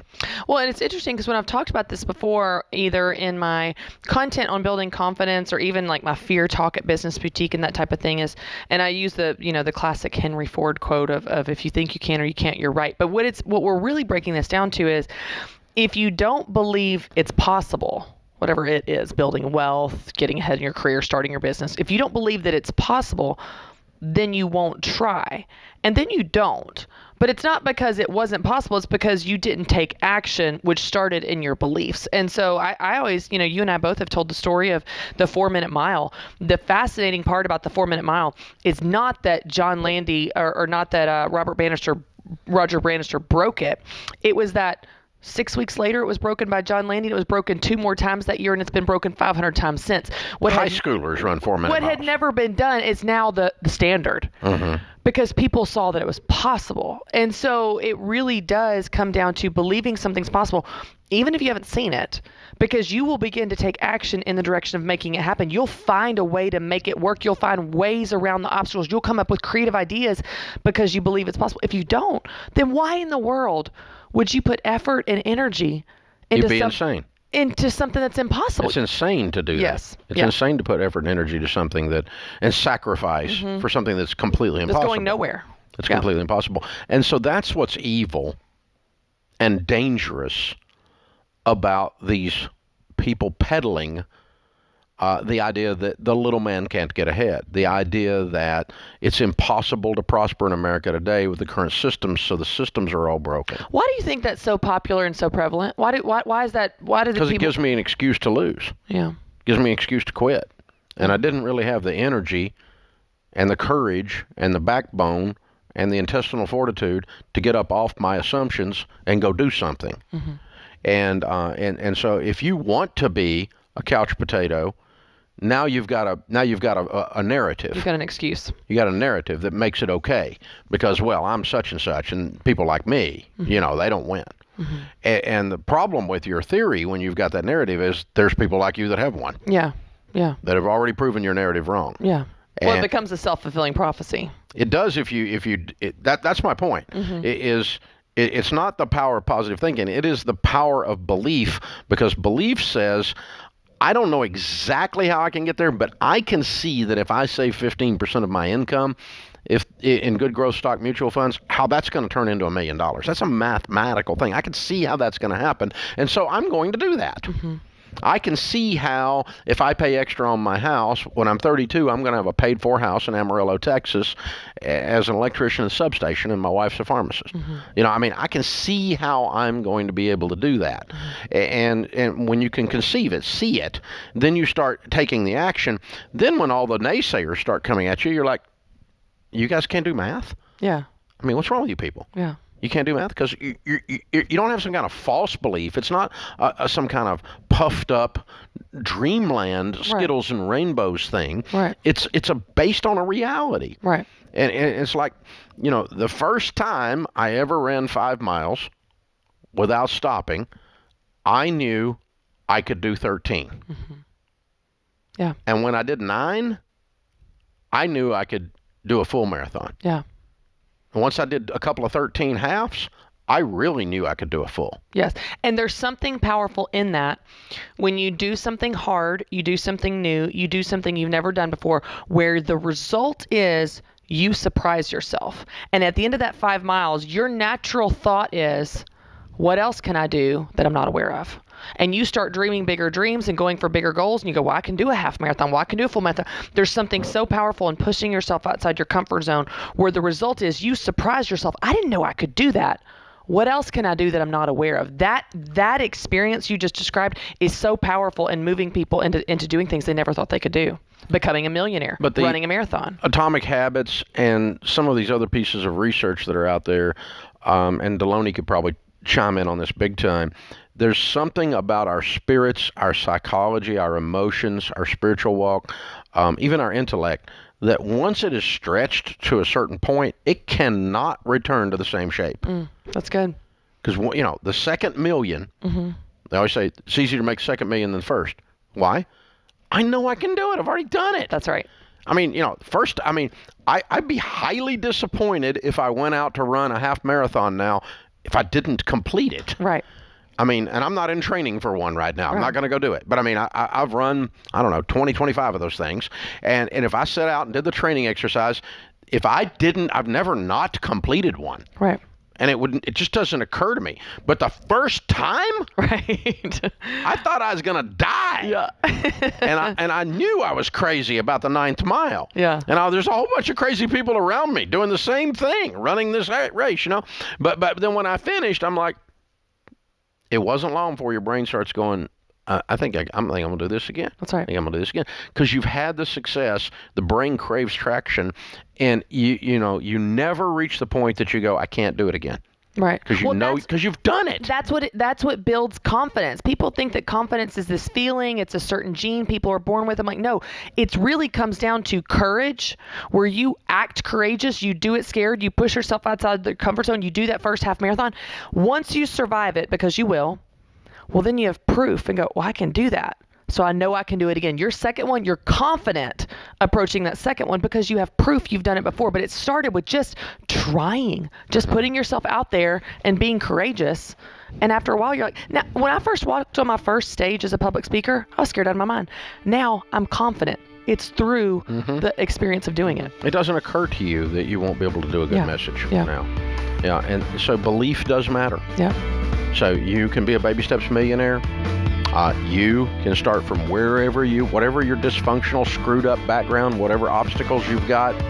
I know they're there. I know they're real. I'm not saying they're not real. I'm saying you can do it anyway. So get after it. That puts this hour of the Ramsey Show in the books. We'll be back with you before you know it. In the meantime, remember, there's ultimately only one way to financial peace, and that's to walk daily with the Prince of Peace, Christ Jesus. Did you know you can listen to The Ramsey Show on your smart speaker? Just tell Alexa, Google Assistant, or Siri to play The Ramsey Show podcast. Check out all Ramsey Network shows on your smart speaker today.